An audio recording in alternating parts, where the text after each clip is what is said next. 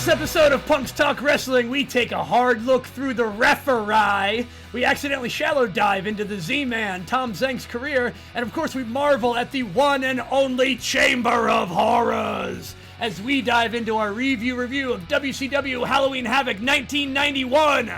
I am R.W. Hellborn, one half of your Punk's Talk Wrestling tag team hosts, hailing quote-unquote from Philly! And always by my virtual side, in London, England, he is my tag team podcast partner, the prop-up prick, CJ Newman! Did you know that there were more WCW World title changes between 1999 and 2001 than there was between 1991 and 1998. I do now. Can you name all of those title changes in a minute? Yes. Go. There were 39 title changes in just 2 years. Give me this. Oh, give me those years again. So between 1999 and 2001, there were 99 and 2001. Yeah. Okay, I thought you said 8. At first, I thought you said 89 and 2001. 99 and 2001, there were 39 title changes, but in between 91 and 98, there were 30 title changes. So, how many was it again? 30 in 7 years. 30 in 7 years compared to 39 in 2 years. Oh, 30. Okay, and that's the closest comparison as far as like in the year. Okay. Yeah. But damn. Yeah, that kind of shows you what kind of the hot potato they were playing with that title during the dying days of WCW. Oh, right, because that's 2001. That's the point. Yeah. So during those last few years when everything was tumultuous, that's kind of proof of it. Vince Russo was even world champion, I think, at one point, and so was David Arquette in that. David Arquette, which got to meet former WCW heavyweight champion David Arquette at SummerSlam. The SummerSlam, the SummerSlam in Brooklyn. That was the first that we went to. Yeah, that kind of started. That was what started. That's SummerSlam is what started this whole thing. Shit, dude, we've been doing this since SummerSlam. Doing what's in SummerSlam? This podcast. What the fuck are you talking about? We've been doing this podcast since SummerSlam. Oh, SummerSlam this year? Yeah. All right, I thought you meant the SummerSlam we went to. I was like, no, I'm just saying SummerSlam. Like it just dawned on me. Like I'm like we've gone through. Yeah, we've been 5 pay-per-views. This will be 5 pay-per-views. Yeah, this would be maybe the 5th. The first one was the first. There was SummerSlam, Payback, Fastlane. Yeah. No Mercy. Oh wait. But that's. Wait, what did we do? Oh wait, no Mercy and Fastlane. I'm sorry, I was looking at Fastlane and No Mercy as 2 separate ones, but I mean those were. Yeah. That was NXT No Mercy. As far as WWE main roster. SummerSlam, Payback. Yeah. Fastlane. Fastlane. And then this is our 4th. Yeah, this Crown Jewel will be the 4th. Crown Jewel is the 4th pay-per-view. 4th WWE monthly. Yeah. 4 months. Yeah, 4 months. Well, I mean, 3 months. I mean, this is 3 months. We literally, our first episode was the SummerSlam. So. Right. Yeah. So this is. Yeah. Well, I mean, episode 12, 3 months. Yeah.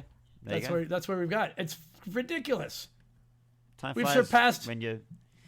You know what we have? You know what we've really failed at though. What's that? And I'm gonna. Oh, never mind. I'm fired. My phone started vibrating, buzzing. I'm like, oh, never mind. You know what we failed? What we have failed to do. What? In the last few episodes.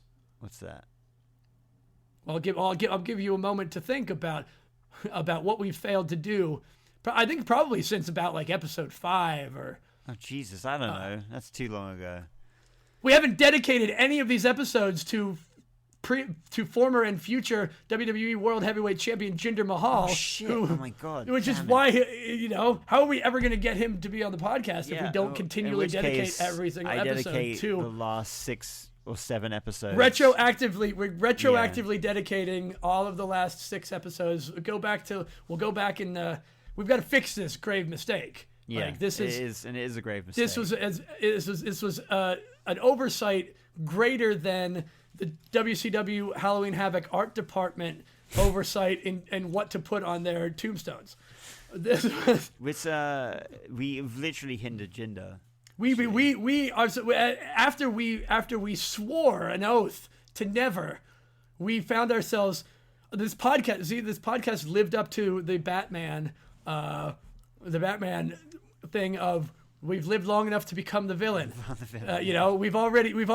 We've heel turned on the person we love the most, Jinder Mahal. We haven't given him his proper respect. So this episode and the previous 6 or 7, because I can't remember when, are now retroactively all dedicated to the former 2-time 24/7 champion, the former 1-time United States champion, and of course the former WWE champion and future, the modern day Maharaja. I can't do it.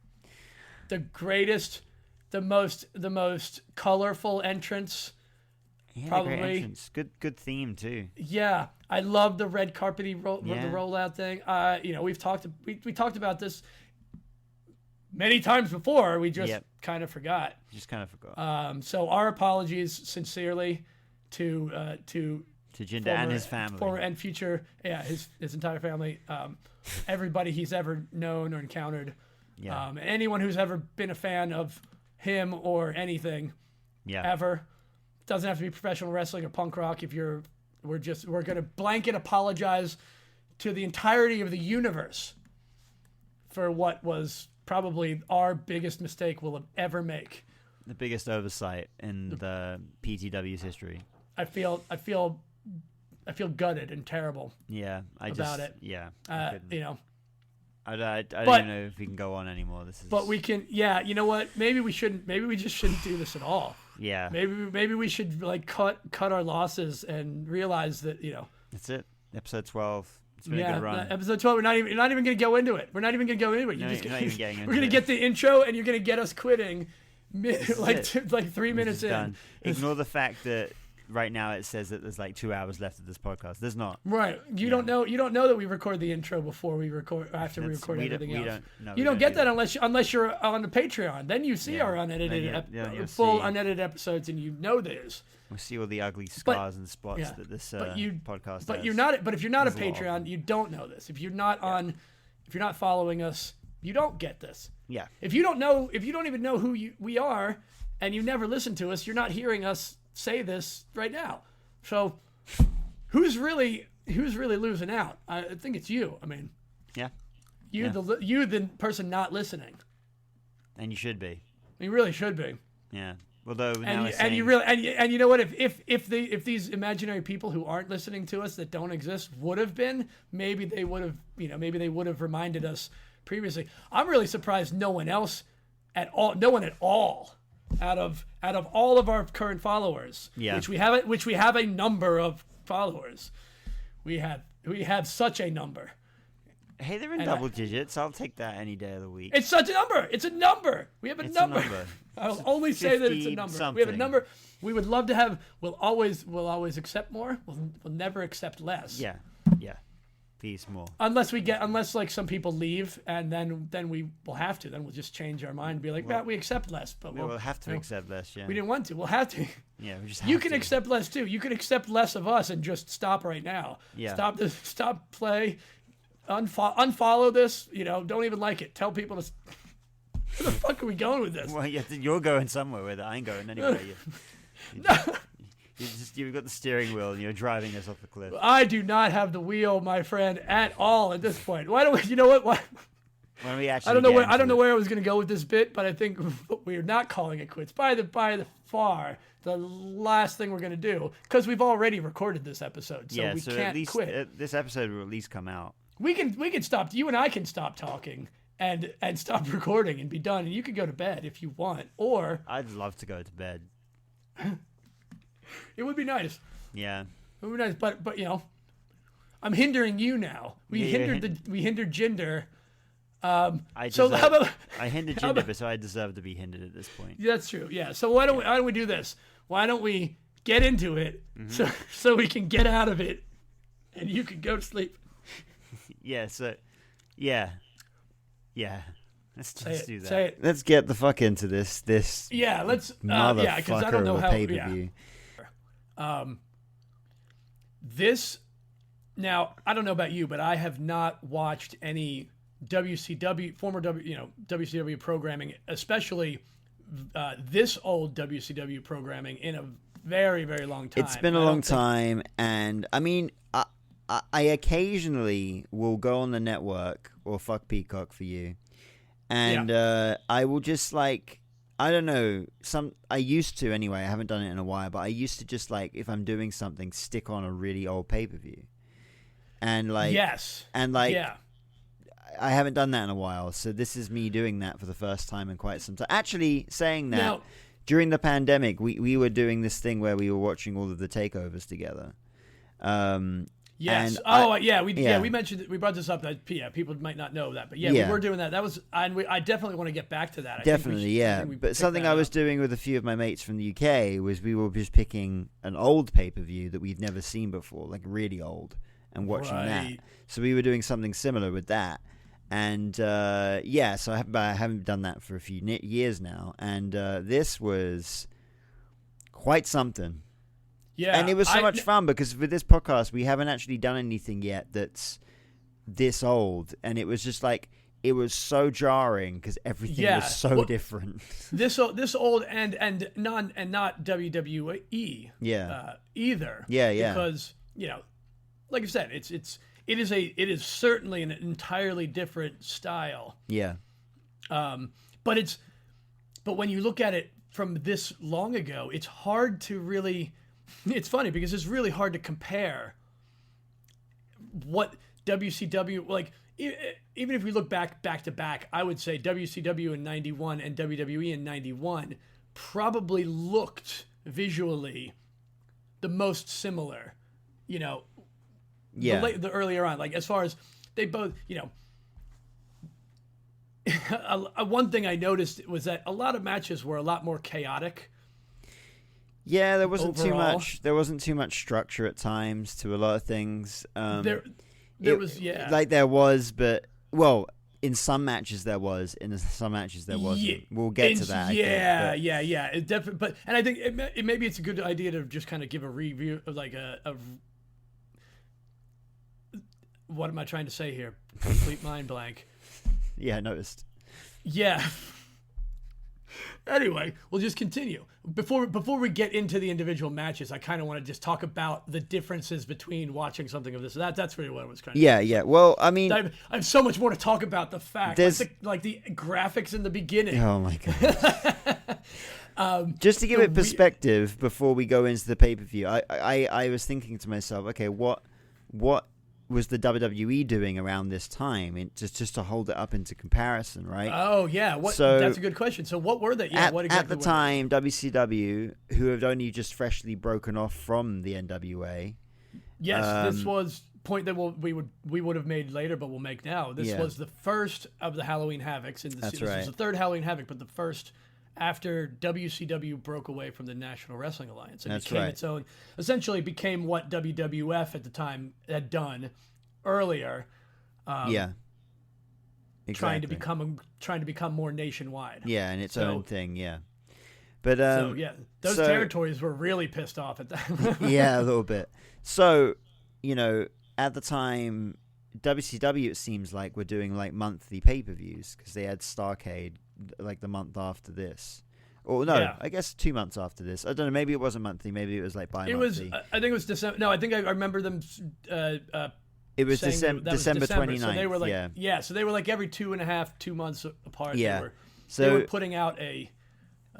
WWE was still doing the Big Four at this time, and their nearest pay-per-view to this would have been Survivor Series the following month in November, and their headline match for that show was The Undertaker versus Hulk Hogan, which is where The Undertaker won his first WWE Championship. Oh, wow. Like a year since his debut, basically. And so that's kind of where they were at the time. All the rest of the match was like 5-on-5 kind of classic Survivor Series matches, but I mean, like, presentation style, like, well, we'll get into that in a sec. Let's briefly go. Halloween Havoc, 1991. October 27th from the UTC Arena in Chattanooga. Yeah, okay. Tennessee. I had no idea how to pronounce that. I'm sure they said it at the start of the show, but I wrote it down. I was like, don't know. An attendance of 8,900 people. Now, here's something. Now, I'll say something about this. I did not realize that was it. I didn't look at the attendance number when I first started watching. I will say it looked like more than that. It looked like, I thought that too. It went up really high. They did at least make that arena look like it's a lot more than 9,000 people. They did, yeah. The event itself, I'll say, or that's, I guess, even more than that. So, like, looking at it with a critical eye overall, the event itself looks like an event meant for more than just that number. So yeah. The tagline for the event was an evening of terrifying destruction. Yeah, and it was. Well, I will say there were definitely a few terrifying spots there, but they were not. But they probably weren't the things that they were advertising. They were just like, holy shit, I can't believe that guy didn't break his neck. Yeah, right. There were a couple of because it and this goes back to the way they worked back then too. Like a lot of there's probably a lot more stiff. It seemed a lot of it seemed a little less planned and a little more. Everybody's kind of flying by the seat of their pants in some ways. There were a lot of people on this show that certainly weren't ready. They weren't even ready to be in a wrestling ring, let alone on a television match. You know what I mean? Yeah, comparatively, yeah. You know, by the way some of them now, and it might just be, again, without going back and watching a lot of the same time period.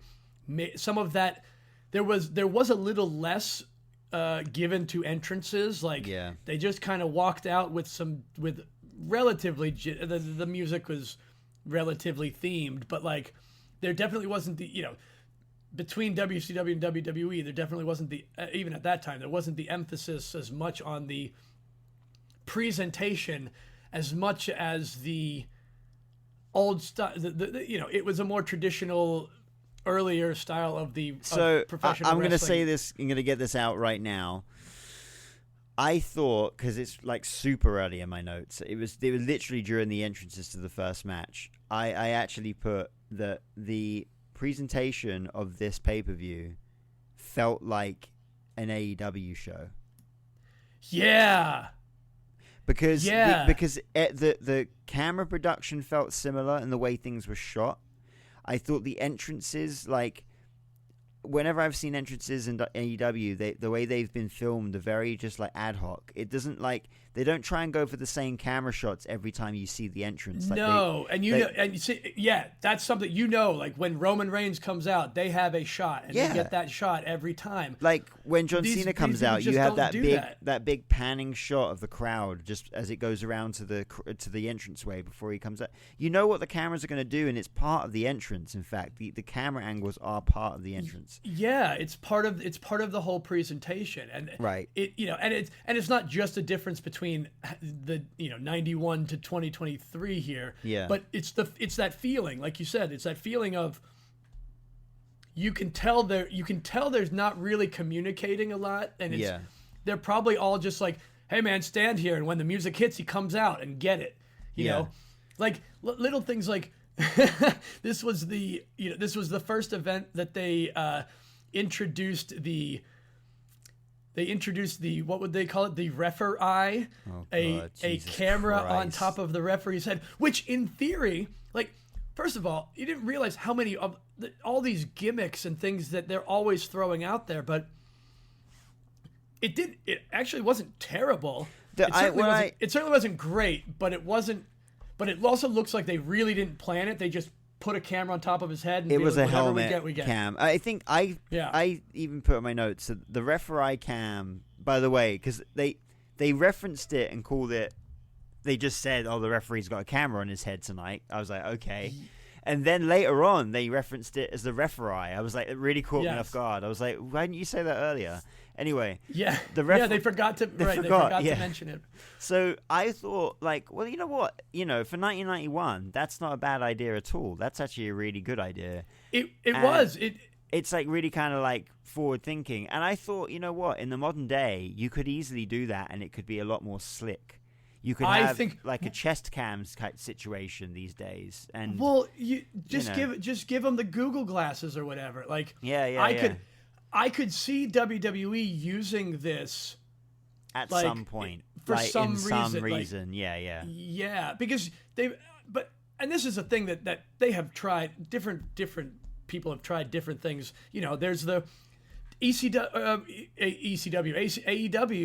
Didn't they have they had a certain camera that they were trying out, like, right? They had a specific turnbuckle cam. Yeah. I know WWE has done it too. Yeah. But they've done. Everybody's tried something. Tried something this. New. Yeah.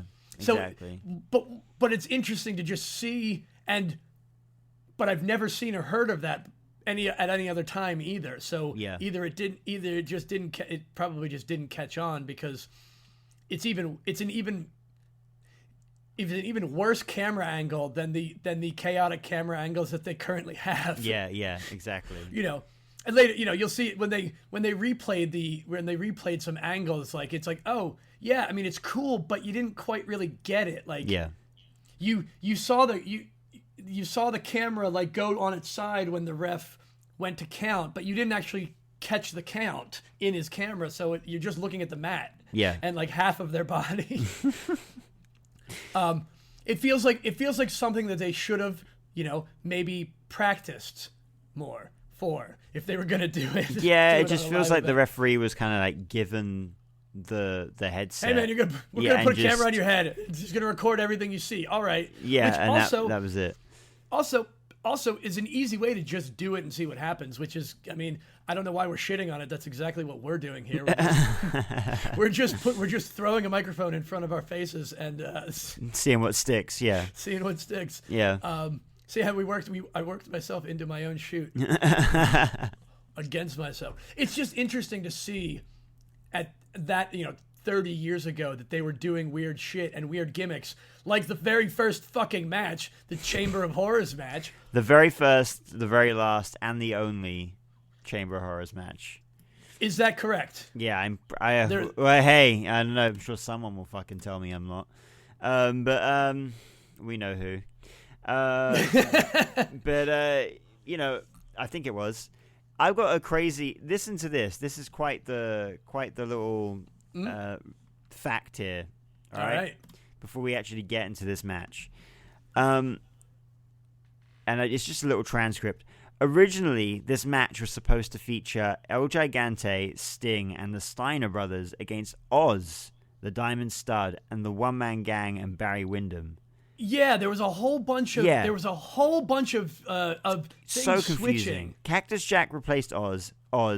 Big Van Vader replaced Windham. Who wrestled later? Who wrestled later anyway? Oz wrestled later. Who, if you don't know, Oz is just a big blonde Diesel. Yeah, Kevin Nash. Before he became Diesel. Abdullah the Butcher replaced the One Man Gang. One Man Gang was scheduled to take part in this match, but left WCW before the show. Cactus Jack in the opening match. With Cactus Jack in the opening match, Oz replaced him against Bill Kazmaier because Cactus Jack was meant to face Bill Kazmaier. Yeah. Summers. Which could you imagine that match? Like, yeah, I mean, Jesus Christ. One, I forgot who Bill Kazmaier was until I saw, and he was one of those guys that, you know, he was never really in WWE to my knowledge, but I do remember seeing him. Yeah, I don't think he was ever in the WWE. No, I think you're right. Yeah, but like around those times, like in the late 80s and 90s, like I saw him in, like, you know, the wrestling magazines and stuff in newsstands. Like, that's a name I remembered. Yeah. And when I saw him wrestle, I'm like, oh yeah, that dude was crazy jacked. Like. Well, he was. Well, we'll get. Yeah, he's actually. Anyway, we'll get to that. We'll get to that. And then we've got. Doug Summers replaced the injured Michael Hayes. That was in the match later, who was originally scheduled for the match against Van Hammer. Yeah, so there was just so people are talking. So you know, people talk now about, oh, this chaos work environment of stuff where things are changing at the last minute. Well, like, it's always been that way. That's part of the business. And like, you see this kind of stuff happens. Yeah. I mean, that's a lot of stuff to get That's changed. A lot of changing. And for a match that was one of your like marquee matches for a Halloween Havoc show, it's just like, right. But it shows how one person can affect in a whole lot of other things. If you know, and now why if it all came down to one man gang left, why they didn't just replace him and be done, I don't know. But we'll have to talk to Jim Ross or Tony Schiavone or Eric Bischoff about that and see. It's also as well mental that you know, AEW, those are two commentators right now. Right? And here they are. Which of course, again, which makes it feel like exactly the same thing. You've got the same guys who were talking 30 years ago, still talking. You got the camera angles. You've got another thing was the pyro. Another thing that always annoys me about AEW. I don't want to go on. It's just that they never time their pyro. They just let it off whenever they damn well feel like it. No, and they do that. They did that on this show as well. It's like, oh, Sting's coming out. I don't know, let off a few sparklers whenever we feel like it. But they just don't even and I don't think it even occurs to anybody. That's the thing. I don't think it even occurs. I don't think they care about that at all. And that's why it's so hard to get into the product. Right. Now, I'll tell you, watching the matches themselves, aside from the matches that were like, you know, complete chaos and why is this match even on why are these people on television? I don't know. Some of those matches were really, really great matches. There are a few here that I thought were really good matches. Really good matches. You didn't need... This card could have had 7 matches. Yeah, it didn't need the amount... Those other matches... Some of these matches could have been on their weekly TV show. It didn't have to be on a pay-per-view. It just didn't have to be. But, yeah, let's get into this Chamber of Horrors match. Yeah, the first thing I will say... It is the one and only one that yeah. And if anyone has seen it, it's probably, you know, the reasons. Now, one thing that I thought was really, and I thought this at the very end of the pay-per-view, I don't know if you noticed, but throughout this whole pay-per-view, JR and Tony Schiavone were like really, I don't know, they made this broadcast feel like a sports broadcast, right? The way they were commentating and the way they were talking about the wrestlers and just how they, especially in the 2 out of 3 Falls match, talking about like you're in the 4th quarter now, and like, you know, just they were very much.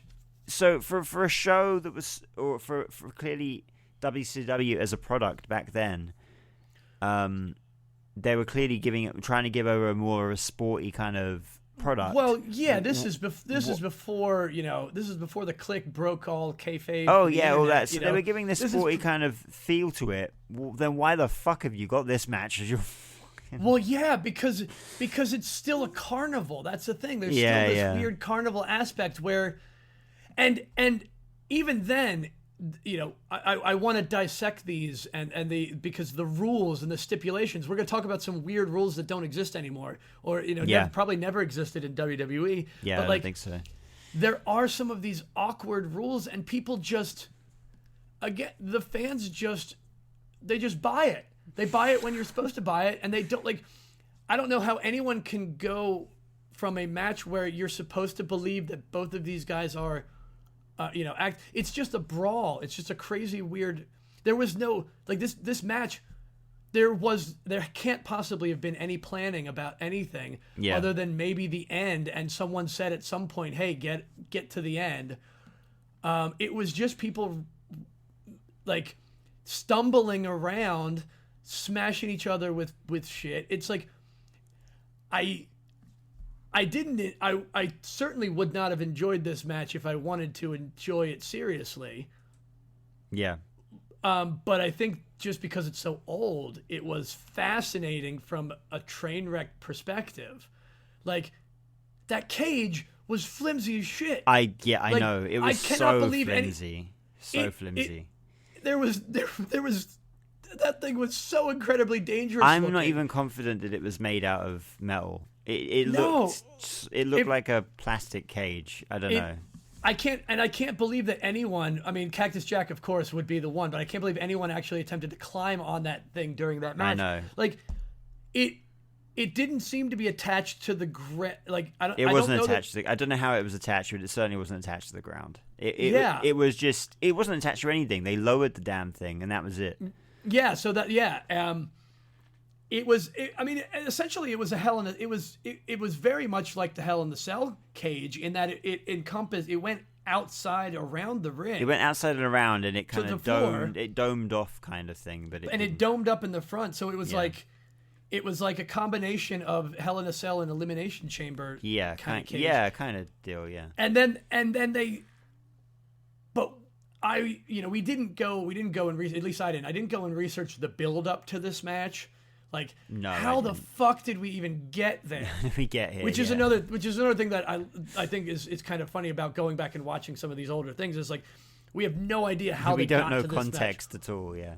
Yeah, they didn't really give any type of They only had one or two video packages for the bigger marquee matches. Yeah. So it's not like we had heard the story in a 3-minute like recap segment of how the fuck we got to this. The people in this match was just so random as well. Like some of them made sense and some of them didn't. Like why are the Steiner brothers in this match? And why didn't they all come out as one team and another team? Why did they come out in completely random order? Yeah, like team 1, then team 2, and team 1, then team 2. Yeah.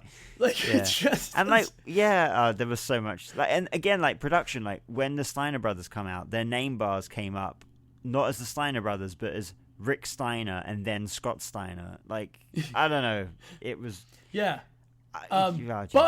but Vader's like H.R. Geiger full on headgear was wild. Oh hell yeah, I love that thing. I don't know if he was always using that back then or if that was one of those things like, oh, here's a dude who really gets it. He makes some crazy big thing for the big event. Have you not seen that thing before? That headdress he used to wear?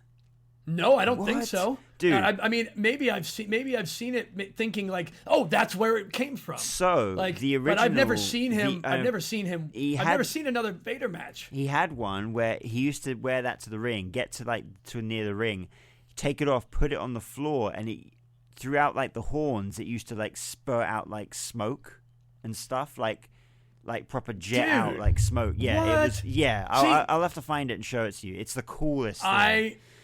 This is shit I've never seen. Yeah, super cool. Because in '91 I'm still watching WWF. I never stopped. I didn't even know WCW existed really. Let alone knew how to watch it. Like I knew like we talked about this I think on the last podcast. It's like I knew there were these other wrestlers. Ugh, can't talk. It's the gum. That's the gum. There you go. I knew there was these other wrestlers in other promotions, but I never saw it. It never was on, and I didn't know where to find it. Yeah. So it just didn't exist to me. But I would have probably loved some of this crazy shit as a kid. Yeah, it was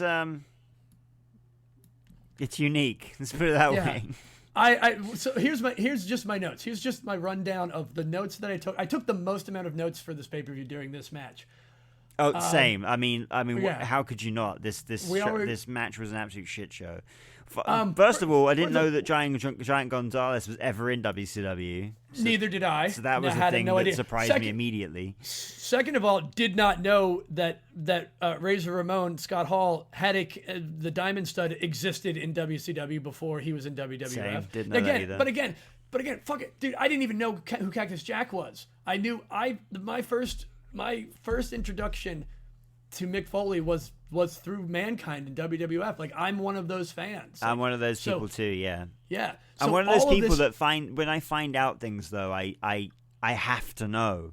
Sure. Kind of as soon as I found out, Cactus Jack, ECW, what does that mean? So I have to go back and find out. I never got. It's just one of those things that kind of got passed. Passed by. And, but man, this. I just have a bunch of questions. Like, what the fuck? Why were there a random mask guy inside of a casket inside of the cage? Why? there was no explanation. There was no explanation. Why there was even caskets in there to even begin the with. commentators went, "Oh, there's a guy in the coffin." There's a guy in there. What the hell is he? I bet he like something about like he wishes he wasn't in there. Like, yeah. But he got out. And he got immediately taken out, and that was the last. That was it. That's it. He did nothing else. Who was that guy? Like, who was that guy? Anybody who knows, find out who that guy was, and why he was, and who told him to be in there, and what they told him the purpose was. Yep. We mentioned the cage is shaky as hell. Yep. My next note is what the actual fuck, man. Is that it? Just what the actual fuck, man? I can't tell, but these are chronological orders. So you figure like. To be fair, sometimes I make notes like that. Yeah. Like where I'm just. I don't ever. The next thing is I don't ever want to hear anyone criticize the Punjabi prison match for being the worst gimmick ever. Yeah. Also, why is there even a ref when there's no pin or submission? I wrote about the referee camera, right? And then I put, even though there was no need for a referee in the match anyway. Yeah, just have a guy with a camera inside the ring, like literally. Literally, you could have had a guy with a camera in the ring, yeah. I guess the biggest thing, let's just get back to the referee camera, is, okay, yes, it's a thing, and yes, they tried, but it wasn't a thing that was necessary. Not necessary at all. They could have just in this match. No, they could have just got an actual better cameraman to get better camera angles. In a way where this referee camera is good, right? Is like, say for example, there's a submission, and they're like, "Oh, let's get or a pinfall," and it's like, now we're talking. Let's get the referee's perspective here to see if he caught the call properly, kind of thing. See, that's how you. Now we get it. See this, but the storylines, that there has to be a storyline. There has to be reasons why. Oh, check this. I mean, let's not.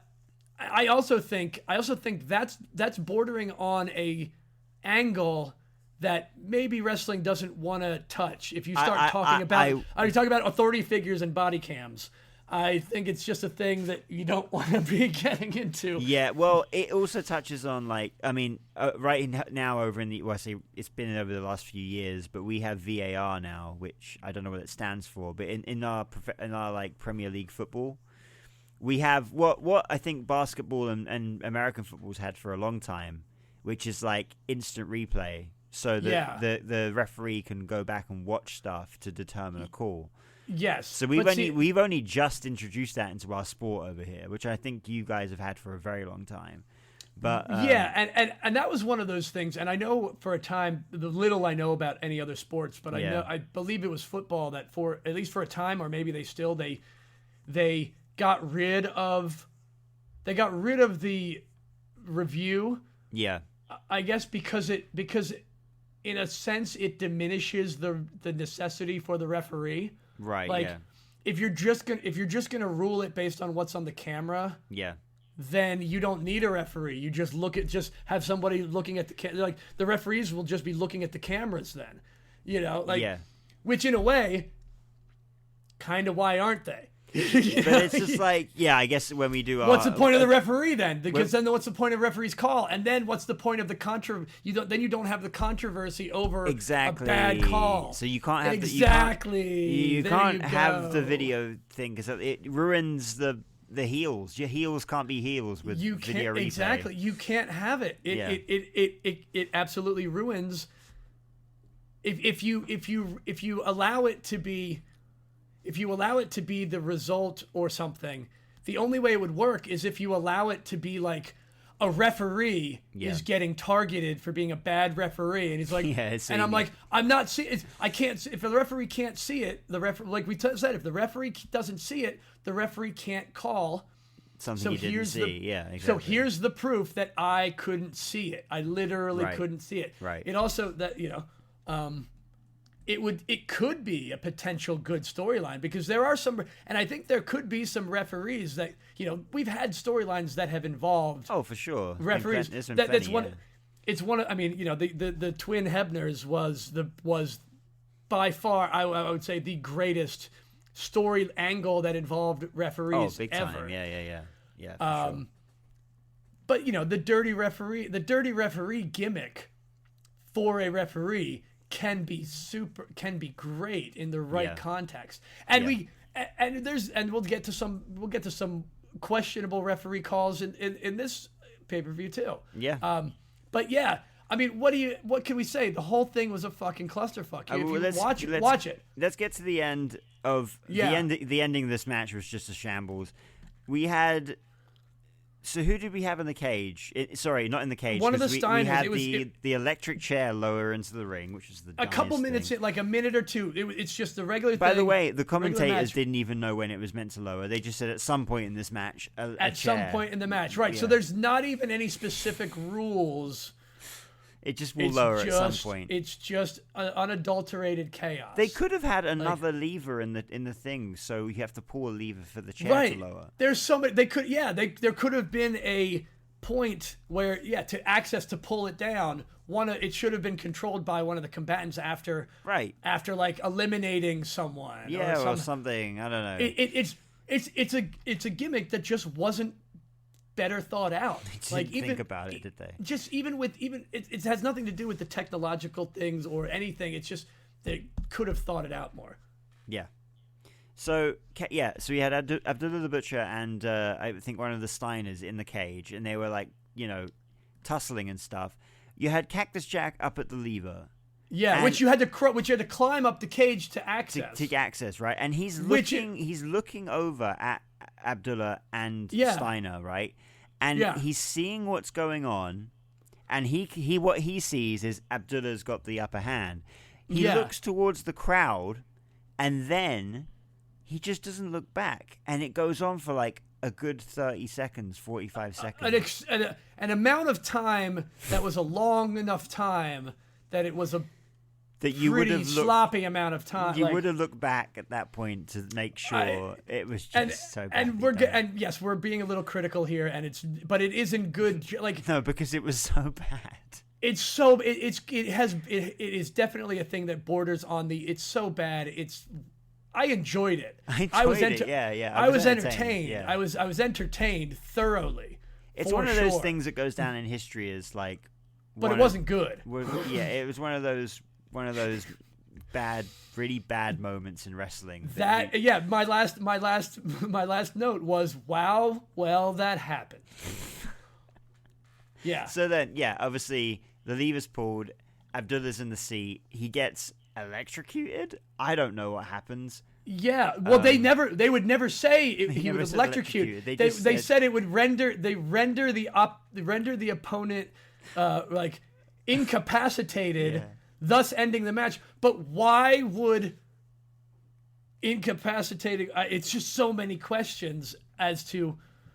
They just didn't answer them. You weren't going to get those questions answered. When you think you've had enough questions to be answered, why did about 10 men in white suits come down with one stretcher? Yeah, because it's, creepy, weird, but also, assumedly to carry off the person that got not electrocuted in the electric chair. Guys? Yeah. That doesn't... But also...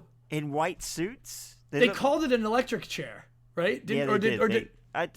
They called it the chair... I think it was the chair of horrors or something. Let's see if it's on the Wikipedia page. Go support Wikipedia.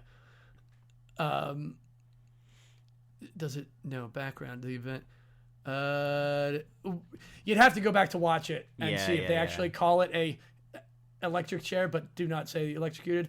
Also, it was pretty obvious that lever, the lever that turns on the electric chair, was not attached to anything. Like the wires were just they were not attached to anything at all. No. Entertaining as hell, worth watching for the mess. Anyway, on to the next match. I think, right? Yeah. Unless you've got anything else. Yeah. Were you looking for something? I was looking for something. I can't find it. So the very last note I had in that is, what the fuck did I just watch?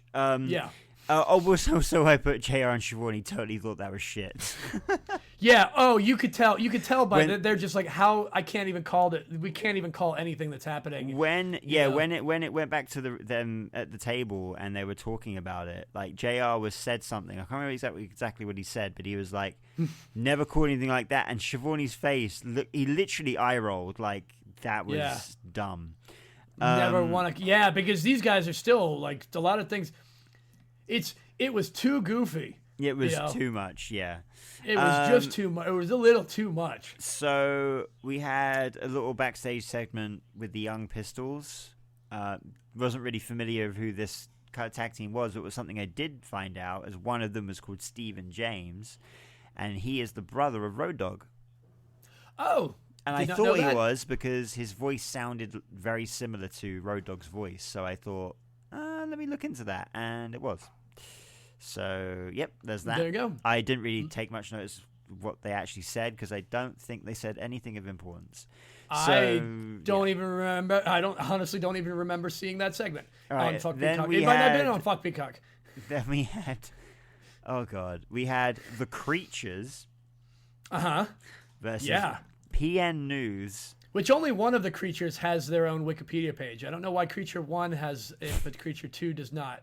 No one knows. PN News and Big Josh. Nobody I was familiar with. Yeah. I think Big Josh. Oh, you do know Big Josh. Oh wait, I do know Big Josh. Big Josh was the original Doink the Clown. That's right. The original and like the most prominent of Doink the Clowns. Yeah. So he was. People, we know who Big Josh is, but PN News had a little rap when he came out, and that was oh man, it was 1991 white guy rap personified. It was. They had a contest. So good. And the winning rap was, they showed this like 12-year-old girl who won a rap contest. And I just thought that, that sounds about right for where we are and what we're doing here. Yeah. It was it was cute. It was adorable. I mean, it was very lighthearted and very innocent fun. Yeah. Very kitsch, like very nice. I don't know what to say. I don't know what the fuck to say about it, man. I will say there's a lot of matches on this card where I just didn't know what to say about them. Yeah, I think we say that Big Josh and PN News defeated the Creatures, Creature 1 and Creature 2 in a tag team match in 5 minutes and 16 seconds. That's pretty much what happened. I think it's pretty much what we say. I think PN News did a big splash off the top rope, and it was don't get me wrong. Don't get me wrong. I watched the match. Like, as far as a tag team match, it was, and that is what I said. Okay, there was a decent tag team match by a bunch of people that I never heard of. Yeah, that's literally what I said. Now, granted, I didn't know Big Josh, who he was in WWE. Yeah, but for people, that's one of the things for people that I've never even heard of, like. Even at this point, as much of a craziness as that Chamber of Horrors match is, I've heard of every. Once I got to the ring and I realized who the Diamond Stud and El Gigante were, it's like I know everybody. I know everybody who all these people are. Yeah. These were 4 guys that I've never heard of, never knew of, and it was a really good match. Yeah, it was a really good tag team match. Yeah, solid fucking match. Nothing wrong with it. Then we have Bobby Eaton versus Terrence Taylor. Sorry, Terrence Taylor, the computerized man. Oh yes, whatever. Coming to the ring. Whatever that means. I did some research. Okay, yeah. I did do a little research because I didn't realize that Alexandra York, his manager, Terry Runnels. Was Terry Runnels. Yeah, and that was her. She was creating a stable. That's right. In WCW at that time, and her whole gimmick was she was like a secretary or something she was a computer. She carried a laptop. Yeah. Which was high tech. A laptop in '91 is fucking high tech. Yeah, the clunkiest looking thing you've ever seen. But yeah, but still, solid gimmick. Like. Oh yeah. And now Terry Taylor, I did know as the Red Rooster in WWF. Yeah. I was a little side note. My backyard wrestling that I did with my buddies in elementary school. We basically, because again, all of us only knew WWF, so we were just like, oh, we're all gonna get together and we're gonna pick our WWF wrestlers we want to pretend to be and create our own backyard WWF. And I picked Terry Taylor, the Red Rooster, as my character. Of all Not people. that I didn't get. Of all people, why? Yeah, why? I can't possibly tell you why I didn't pick someone cool or awesome. Well, and I shouldn't say someone cool. It was pretty funny, and I think that was the thing. The Red Rooster was so bizarre to me as a character in WWE, even at the time, because even though a lot of those other gimmicks were creepy, weird, or like they had a lot of the, this is your job is your gimmick, like Duke the guys like the Duke the Dumpster Drosy. He's a trash guy who's a wrestler. IRS is a tax guy who's a wrestler. Even Ted DiBiase, he's a millionaire who became a wrestler. Yeah. Like there were very few people who were just wrestlers. Like Hulk Hogan was one of the few people who was just a wrestler. A wrestler, yeah, exactly. Which is one of the reasons why he was so good. Like Ultimate Warrior was just a guy who wrestled. Like Ultimate Warrior didn't have a thing. He was from parts unknown, and that's all we knew. Parts unknown. He was barely even human. Macho Man Randy Savage didn't have a job. He was the Macho Man Randy Savage. Like that's what's interesting is that at that time those guys the gimmicks were good for kids. Yeah, exactly. Those gimmicks were great for kids, and as well. Like it just gave something. It creates easy storylines for someone to attach to. Yeah. Just like when we play D&D, if you get into your character, you create a character that has these characteristics and does a thing, and you really can get into it if you want, and you can portray yourself in this light as something, and you can probably make it a lot better than just I'm a trash guy who wrestles. Like you could turn that into you can turn that into something else, not just I'm a trash guy that wrestles. And I've always been a fan of the cheesy or the bad gimmick to start that gets you to figure out how to be more yourself. Yeah, and you see even in the modern day you see that stuff like that. It's still a thing that works. But back to Terry Taylor and the Red Rooster real quick. Yeah. I didn't realize as a kid, I just want to say this because apparently listening to the Bruce Pritchard podcast, I know he talks about how much Terry Taylor fucking hated that. And now I totally understand as an adult. But I just want to say on record, I love the Red Rooster. I thought it was I thought it was hilarious. I just thought it was so bizarre, which is me. I'm just a weirdo. And that's I like weird things for weird reasons, and I love the Red Rooster, so I picked him to be as who I wanted to be in a backyard wrestling. But when you're a kid, you just gravitate to stuff, don't you? It's like red hair and a mohawk. I mean, it's the most punk rock. He was probably the most punk rock guy there. It's like when I was a kid, for some reason, like you had all these big stars, but for when I was a kid, like Road Dogg was my favorite wrestler. Why Road Dogg was my favorite wrestler, I don't know, but I just really liked Road Dogg. When you're a kid, you just gravitate towards it. Like last night when I was at that house show, there's kids there that gravitated towards people that you didn't think they would. Like there was a kid with a Santos Escobar sign. Now I'm not saying that he shouldn't be a Santos, but it's just like it's the fact that kids gravitate. You wouldn't expect you wouldn't expect a random kid in England London, to gravitate towards Santos Escobar over someone from England. Over one of the megas like LA Knight or something. Like, but it's great to see. It's great to see. That's what the point is. It's fucking fantastic. Everyone's got their favorites. Everybody's got their favorites for the reason. My favorite's my favorite for my reasons. Exactly. But this match was the first of the night to be like one of these. A really good match. Shit. Really 16. They gave them 16 minutes. Now, obviously, Bobby Eaton being one half of the Midnight Express. Yeah, exactly. Dude is over like again, you don't realize how over some of these guys who I would never think like were over the way they were over. Yeah, but they were.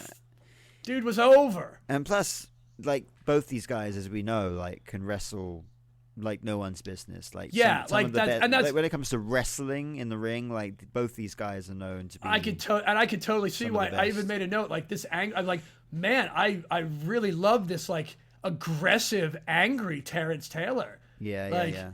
He's just like because I've never seen Terrence Taylor wrestle other than as the Red Rooster. Exactly. Yeah, but it was good because like these guys, like, this was like a proper fundamentals match, man. It was like it was wrestling 101. It was just everything you just holds and, you know, the up and overs and it was great. It was great. I have no notes about this match because I watched this entire match. I don't think I blinked in that 16 minutes. Same. I did the same thing. I just kind of just watched it happen. I was like, and it's not because there wasn't necessarily nothing that like instantly hit me. Like it was just this is great wrestling of this era. Like it's just I just absorbed it and like that was a great match. Well, yeah, my only note just says cool classic wrestling match because that's what it was. It was like it's wrestling in an old school style that we don't see much these days, and it still had a good charm to it and still watchable and still exciting and fun to watch. Well, you know what it was? There was timing. They gave them time, 16 minutes. That was more time than they gave the 8 people in a crazy gimmick match. Yeah. They gave 2 dudes 16 minutes to do what they do best, and that's what happens. You get a fundamentally great match when you give them time. Exactly. And yeah, Bobby Eaton defeats Terrence Taylor. Yep, in Bobby 16 Eaton minutes. gets the win. Solid freaking match. Good match. Yep. Yeah. Next up, holy shit. A bunch of people that, again, I know who they are and knew some of them as obviously. Here's one of the Freebirds with Michael Hayes in a sling versus Johnny B. Mark Marrow, who I would later know as Mark Marrow. Mark Marrow, yeah, with Teddy Long. With Teddy Long, side, yeah. And I don't remember what the thing. There's a story about that. It was on the Bruce Pritchard Mark Marrow podcast. Oh, okay. That he talked about. There was some reason. I think. Someone who knows could tell me what it really was, but I remember there was something when they brought him over. There was either controversy or they tried to bring him over as Johnny B. Bad, but for some reason it didn't work. I could click on the Wikipedia page and find out, but we're not going to waste time while we're recording to find it out. But apparently there might have been. We could have had Johnny B. Bad in the WWF, but we didn't. Oh, interesting. Okay. And he's with Teddy Long. Yeah, he's with Teddy Long. Holy shit, young Teddy Long. Yeah. Looking good, my man. It's so funny because the first time I ever saw Teddy Long was when he was a referee in the WWF. Yeah, and again, exactly. I had no idea that he had this entire huge, long career before he was a referee as a manager. And then once I found out, I couldn't believe it. I couldn't believe it. I knew he was a manager. Yeah, see, that was one of those weird things. I like you said earlier, the things you find out along the way when you do. It's just one of those random things that I was probably looking up Teddy Long one time when he came back as a surprise on like a Raw anniversary thing, SmackDown anniversary, and I'm like, oh yeah, Teddy Long's been a referee. He's been a manager. He's been all these things. Phenomenal career. Yeah, like big time. And that's a Hall of Famer now. You know what? That's another episode that would be worth getting into, like top 10 non-wrestler characters. Yeah, that's a really good shout, actually. That could be really good. So we'll get to that. But what do I have on? Just another good match between, like, watching these guys wrestle the way they wrestled. Yeah, I mean, you again, can now like tell. Mark Marrow. You know, Johnny Garvin's a very good wrestler. Johnny B. Bad or Mark Marrow, not the best, fantastic. But again, another good wrestler. Another thing that blew my mind here that I put in my notes. One thing which I thought was weird. So, Michael P.S. Hayes wasn't actually injured. Oh no! Yeah, that was so- apparently and they really fed into that midway through the match where he comes out in the sling and then he's smacking the canvas with both his arms, and even Jim Ross is like, I guess his arm isn't as hurt as he claims it to be. Yeah, exactly. Or something like it doesn't. I guess it just doesn't hurt right But now. here's something that blew my mind. I'm a 34-year-old man. In this match, Michael P.S. Hayes is 32 years old. Holy shit! And I'm just like, how? How is that guy 32? Like, just blew my mind. Like, he looks and this older. is like, and that was, and I wouldn't even say this was at their peak, because like the Freebirds, I think the Freebirds' peak was like late 80s, right? Like, oh yeah, yeah. I mean, they still obviously they're fucking legendary. I mean, they're legendary enough that they have an entire way of talking about tag teams. Defending a tag team as a 3-person stable has the Freebird rule. The initial active years was 1979 to 1994. Yeah. So like. Yeah, so the 80s was their prominent decade. was their peak. Yeah, exactly. But they were certainly all over. Oh hell yeah! I mean, yeah, definitely. And this is what I do. I love to see it when you look at it from this perspective. I'm not even necessarily looking at it from what I like personally. I'm looking at it how all of the people that are watching it at the time, everybody's really into it. Yeah. Like, yeah. So good on them. It was a great singles match. Yeah, and, we got this match with the Bobby Eaton Terrence Taylor match, and the next match was a good 3-match run of really good matches. Yeah, I mean, so let's talk about the next match. Well, before we do, there was a little backstage segment with Missy Hyatt talking about the WCW Phantom, right? Yes, I forgot again to put notes down for where the other segments in between matches are. So I don't have any of the segment markers. She's freaking out about wanting to find out who the Phantom is and stuff. There's a Phantom. Great. There's apparently a WCW Phantom Right. who is a mysterious person. Yeah. Who is going to face Tom Zenk later. That's all great and all. Uh-huh. But what really confused me is Bobby Eaton walks onto the set, right? He won a match 2 matches ago. He walks onto the set holding a pumpkin for no reason. And then she freaks out at him, and he looks at the camera and just goes, "Women," and then walks away.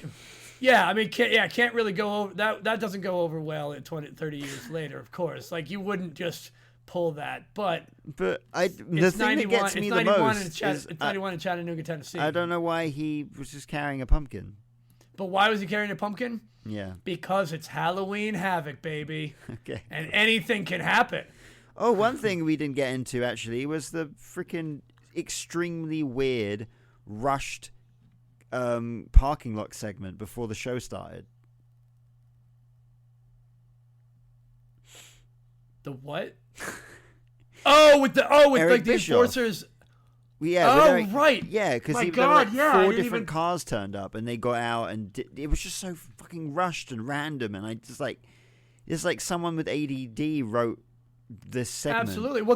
Because one of the guys got his arm. Didn't he get his arm? He got injured by getting. Yeah, and then we had Cactus Jack and Abdullah the Butcher turning up in a car, which is really weird because you don't expect those people to turn up in a car because they're Cactus Jack and Abdullah the Butcher. Yeah, but also it's Cactus Jack and Abdullah the Butcher getting out of a car together. That's insane. It's weird. And then all Cactus Jack says is bang bang, and then says bang bang again, and then disappears. Yeah. That's all Cactus Jack does say. And then DDP drives up with the Diamond Stud, and I'm like, oh, cool, DDP. But then you don't see DDP ever again in the rest of the card. I'm like, oh my God, I didn't even think about that. So why was he even there?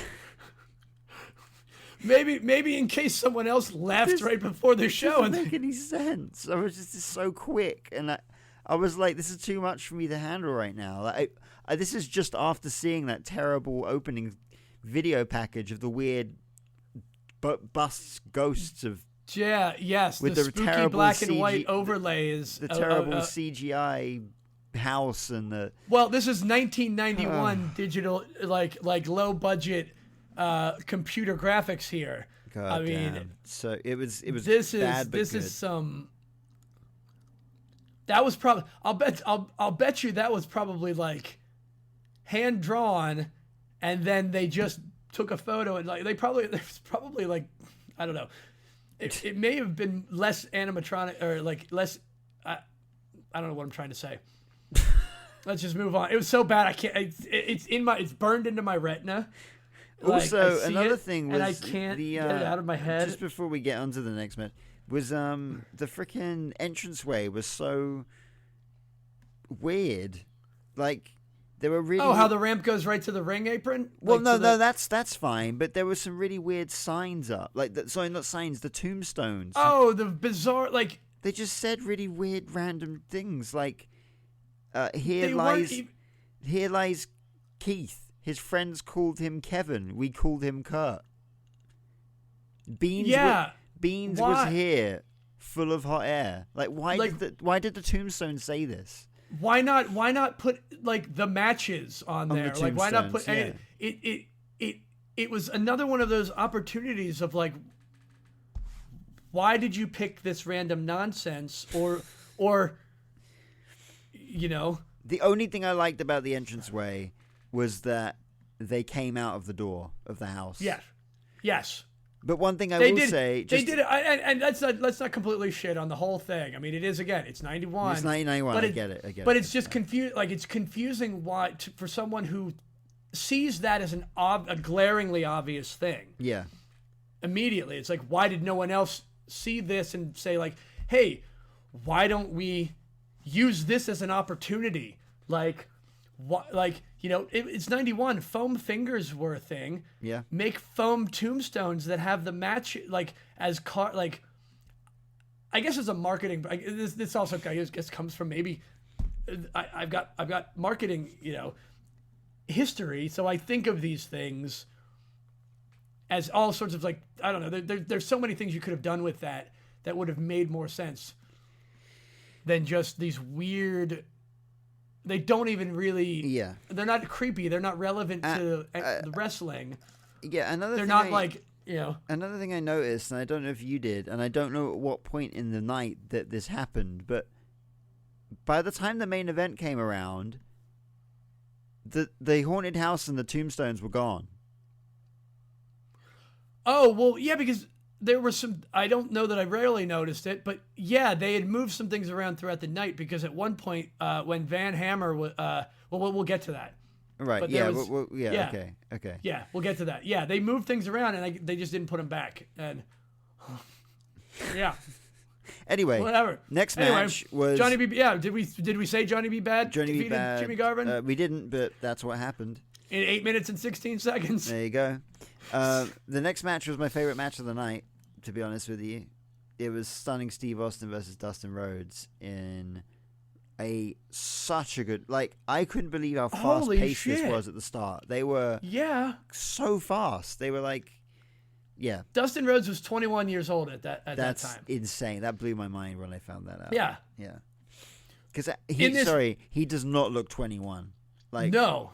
What the like, even JR said the way he walked to the ring, he walks to the ring like someone who's with more experience than a 21-year-old kid. Yeah, but he's Dusty Rhodes' kid, so what'd you expect? Yeah.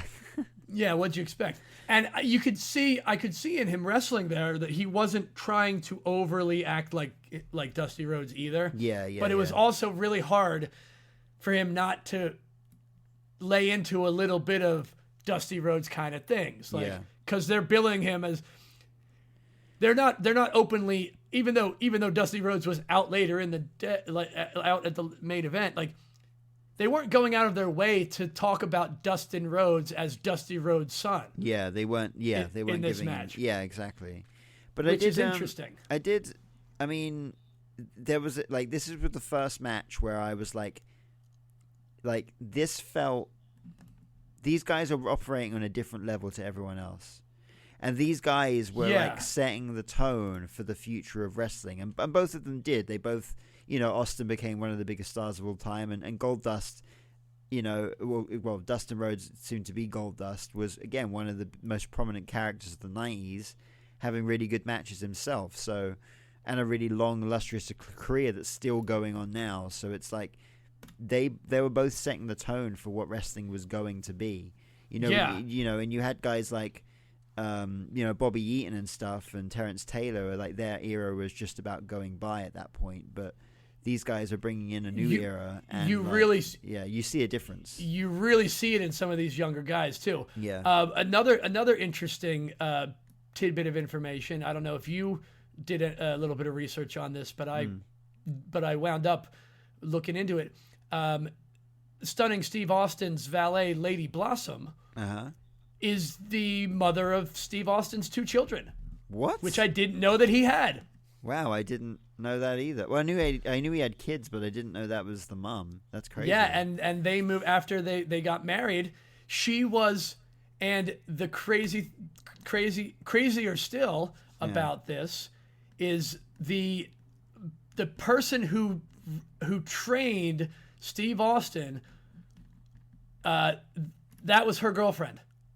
Lady Blossom was the girlfriend of She was the girlfriend of Chris Adams, who was also trained. She was trained by Chris Adams as well. Oh right. And wow. they had a relationship. My guess is it was probably okay, obviously, but it also makes sense. Seems like Steve Austin probably met her. I don't know if this is the case. I'm just quick thinking like they both were trained by the same guy. Yeah. She dated him for a minute. Steve married her, had 2 kids. They got divorced, and her and the kids moved back to England.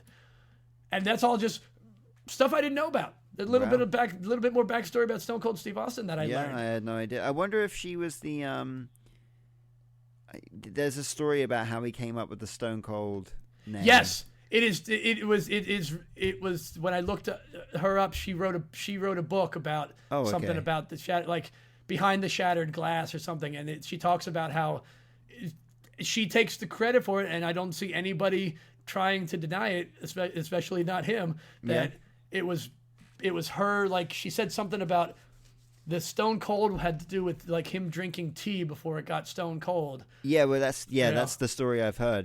That's the story I've heard him say is that she was like, why don't you drink a tea before it gets stone cold? And then that kind of triggered his thoughts to. So I guess she didn't come up with the name, but she definitely triggered. She was the catalyst. She triggered the thought. It's just like anybody that says a line, says something to you that has nothing to do with anything. Yeah. That has nothing to do with wrestling at all. But when all you are is a person who thinks about wrestling all the time, right? Everything's potentially something. Yeah. It's just, I mean, we do the same with music when we're writing. Like anything that anybody says at any time could potentially trigger something that makes you think, oh, there's a good line there. Yeah. There's something there. Exactly. But yeah, this match was phenomenal. Really good match. Really fast paced. Bloody towards the end as well. And you could really see, even though Austin was like, this stunning Steve Austin, he's still kind of coming out of his Hollywood Blondes kind of era. He was still kind of this pretty boy character. He had a mean streak to him, and you could tell that. Like he was really laying his punches and stuff. You could also tell that they both knew how to tell a story in the ring in this big match. Big time. And Austin was putting over Dustin as well. The way they ended it. The way they ended it with the draw, and I like that a lot. It's the classic. I'm pinning you, and the ref can't even count to 3. My pin starts at 2 seconds remaining, so you didn't kick out, but the time ran out while I'm pinning you. It's classic. It's always classic. It always works. Yeah, it never doesn't work, as long as you don't make that the end to 2 consecutive like ways of doing it. Yeah, it works. But like they've worked ways. WWE has done it, and I'm sure other promotions have done ways of doing time limit things. Like WWE has the beat the clock challenge that they use for things, or like Iron Man matches as well. End of Iron Man matches. Yeah, Iron Man matches are obviously good things at a time, but we don't ever see. Now WWE did this for a while. They would have time limits for their matches, but rarely did you see it go to a time limit draw. No, never really. So this is and I think this is probably the first time I watched a pay-per-view that had a match end in a time limit draw, especially a championship match. Yeah, I think this is like a lot of the things they were doing here is still a bit of like a bleed over from being part of the NWA. The NWA had a lot of these kinds of rules. Like, for example, Yes. like we'll get to it later a bit with the whole over the top rope thing. This is the first time I saw it too, and I mentioned this in my notes too. So it's just like there's a lot of things that are like old school wrestling. Yeah, like, rules. in the middle of the match, Dustin clotheslined Austin, and he basically fell over the top. He clotheslined him and knocked Austin back over the top rope out to the floor, and they're like, "Oh no, he's going to disqualify him." I'm like, "Why the fuck would I literally had to rewind it." It's like, what happened? I rewound it. Yeah. I rewound that 4 times, and I'm like, "What the fuck did he do?" What did he do? Did he hit a low? I thought at first I'm like, did he hit him like low blow him like right before that? I'm like, and I'm like, oh, over the top rope was a thing, and then I remember hearing some other weird. Because there used to be a weird rule in one of the other promotions, I guess, that you couldn't jump off the top rope. You couldn't jump from the turnbuckle. You couldn't jump from the top turnbuckle. Yeah, you can jump from the second. second.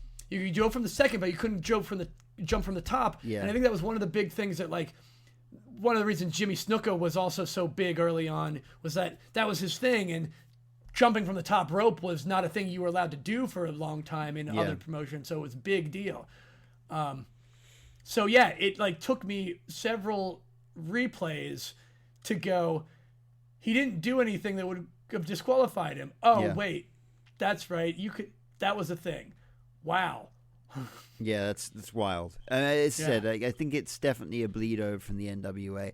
I do remember actually watching, years ago when the network first came out. I was like, wow, I've got so many things I want to watch. See, that was when I would see some of these old stuff when the network first came out. That's right. But they had that live. They would have like WWE live. Yeah. And maybe Fuck Peacock has that. I think they do certain times, but still Fuck Peacock. Yeah. But the WWE they're just on now, and they would just constantly going. Yeah. It was constantly going. I could put WWF programming on and leave it on all day, and that's when I would see they would do a lot of these retro, and I'd see like a match, right, or they just show like the highlights of a match from an old thing. I ended up watching a lot of the like Dusty and Ric Flair matches, or Ric Flair and Harley Race, or Dusty and Harley Race, and all these old school NWA matches, and like. Still like totally different to anything in the modern day, but hold up completely still to this day. And like but a lot of those rules were there, like you can't jump off the top rope, you couldn't go over the top rope, kind of things. And basically a lot of thing involves the top rope, just don't touch it. Also talking about the ropes, notice how loose those ropes seem comparatively. They were. You know, I mean, apart from bouncing off of them, that was the only thing that was being used. They were just being used to bounce, not like they are these days. They use so much for so many things. But you couldn't.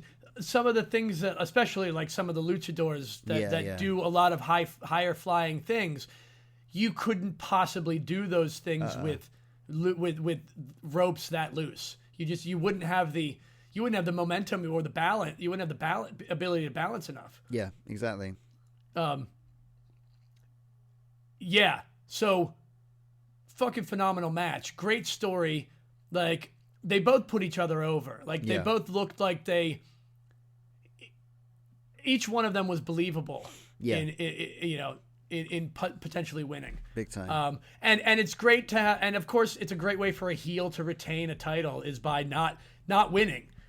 Yeah, exactly. Austin wasn't, I'm assuming Austin's a heel in this. Yeah, it felt that way, didn't it? It wasn't, it wasn't explicitly stated, but he, kind of looked heelish and act heelish. Yeah, yeah, exactly.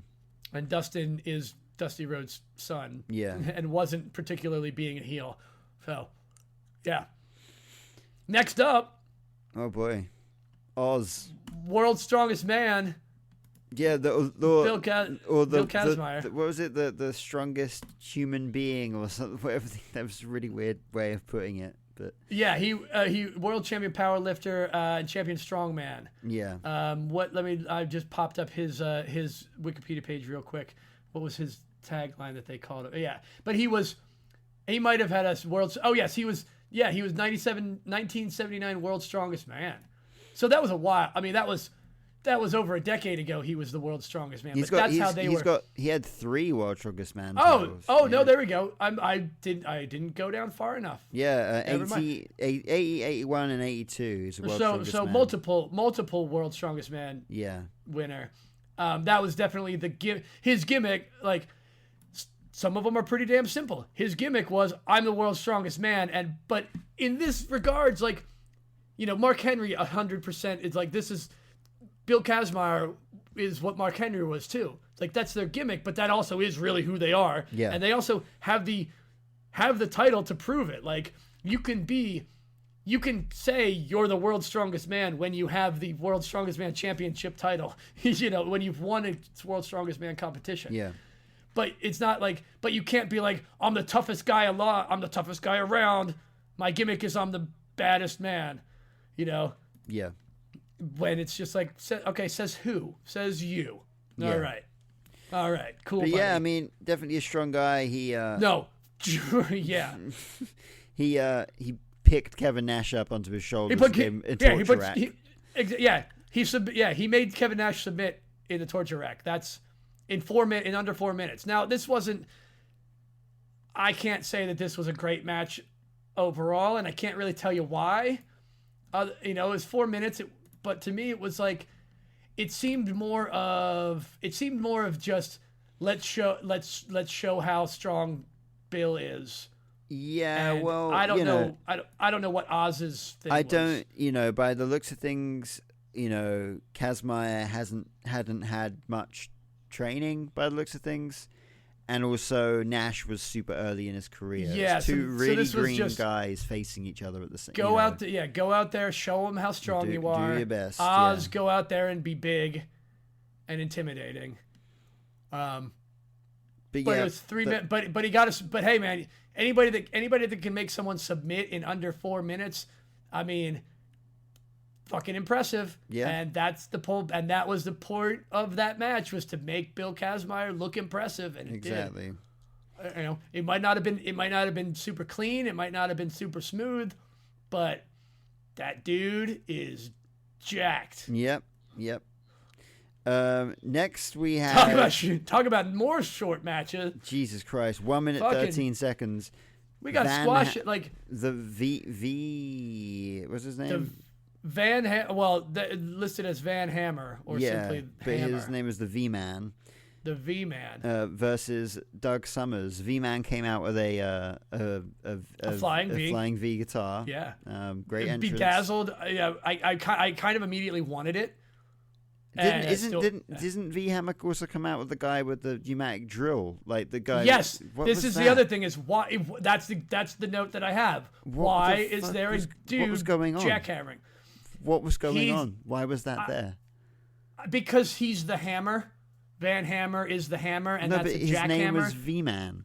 Yeah, but it's a jackhammer, and he's Van Hammer, and Van Hammer will jack you up. Okay. I guess in the match, I almost said he'd jack you off, and I almost intentionally didn't catch myself, but I don't know. I don't know how they got it to that. But yeah, he was pretty new at this point too. His career didn't last very long by the looks of things, for reasons that I won't go into, but not good ones. He was trained by Boris Malenko and Danny Spivey, according to Wikipedia. Support Wikipedia. Yeah. His career was, you know what? Actually, by the looks of things, he did have a pretty long career. It wasn't that. Yeah, I mean, WCW into 2000. And maybe EC, maybe. Oh no! What he did have a pretty long career actually. 2009. But, yeah, there's something else I found out about him which happened recently, but I won't go into that because it's pretty shit. But yeah.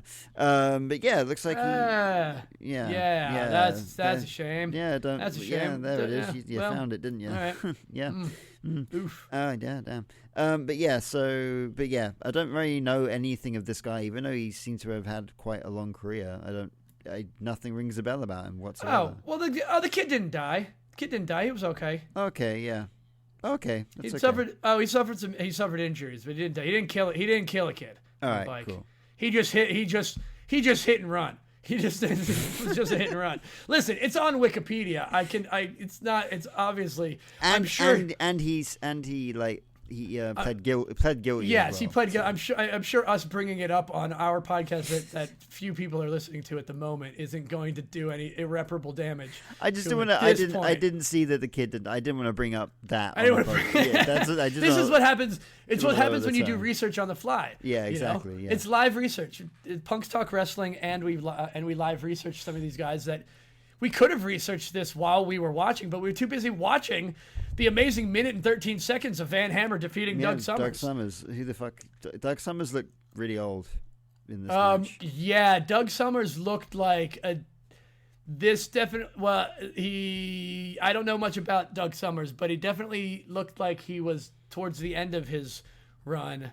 Yeah, and he was sure. he was in the ring to put over new talent. Yeah, because his tag name was Pretty Boy Doug Summers, and I was Pretty like, Boy oh. Doug Summers, and he was probably one of the least pretty. I think the only guy least prettier than him was Abdullah the Butcher that night. He was in a tag team in the mid '80s with Playboy Buddy Rose. Okay. Yeah, He might have been, and I believe Playboy Buddy Rose. Oh, they were managed by Sherry Martel. That's pretty cool. Okay. Sensational Sherry, even. Yeah. Anyway, there you go. A God, little more detail, a little more backstory. Yeah, Well, see, when we do the live research, we get to also impart that wisdom on other people. They don't have to do all this research. Exactly. We're doing it for them. Next, we had the inaugural WCW Light Heavyweight Championship match. Yeah. So let's just talk real quick. Let's talk about how weird it is that the dice rolled this Halloween Havoc, where we see an early to WCW Brian Pillman. Yep. Winning the inaugural WCW Light Heavyweight Championship on Halloween Havoc, the same week, the same time period where this year's Halloween Havoc in NXT saw his son's debut. Exactly. At Halloween Havoc. That's just how mad, weird. Isn't it? Now this is a monument. Now they probably. I don't want to say they probably did, but I would. But no, I'm going to say they probably did, because it's just how ironic or how random it was that the dice picked this for us. I'm sure they saw this as let's debut Brian Pillman's son during Halloween Havoc, where his dad won the WCW Light Heavyweight Championship, purposefully. It all works. It all works well to get people to go onto the WWE network everywhere in the world, or fuck Peacock in America. Here's a random little fact I found out, though. The Light Heavyweight Championship, which this is the inaugural championship in October of 1991. Mm-hmm. By September 1992, the championship was abandoned. Yeah, because when I first saw that, I'm like, wait, I don't remember the light. I remember WWE having light heavyweight championship. Yeah, it was. That was theirs, and it was WWE's Cruiserweight. It lasted 11 months. This was now. I wonder. I'm curious if because the there's no way that I don't think there's any way that the WWE light heavyweight championship could have the lineage of this. No, it doesn't. So literally, I can tell you the whole lineage: Brian Pillman, Jushin Thunder Liger, Brian Pillman, Scotty Flamingo, and then Brad Armstrong, and then it was got rid of. That was it. Yeah. But it was the first. Now, it was the first title to be unveiled in the WCW outside of NWA. True. Yeah. True. And some other things we probably need to research is the history of those titles, because a lot of these titles, like the heavyweight championship, did not look like the big gold belt that I remember in WCW. So when did that change? And was this the NWA title? There's a lot of questions I have about these championships. Yeah. But that's interesting. I kind of thought I thought maybe the WCW Cruiserweight Championship just was this light heavyweight championship became the Cruiserweight when they decided, to make it called Cruiserweight. So the world title that you're talking about in the main event, that was that was used up until 1994. Okay. In fact, it was used from 1991 to 19. So that title belt was frankly quite new when they got rid of and left the NWA. So they changed. Which they makes sense. Changed it to that. Then they changed the design. They had that for like 4 years, and then they changed it to the big gold belt in 1994. Right. And for a while, see, this is the other thing. For a while, I didn't realize. Again, not knowing all of these things, I didn't realize that the big gold belt has no connection to. The big gold belt doesn't necessarily have a connection to the NWA championship, unless it just has the ties to NWA through WCW's originating. I think the NWA originally had that in 1980. Sometime in the 1980s. Because wasn't the this is all sorts of stuff I need to go do research. Yeah, because like the NWA, all of these territories were part of the NWA.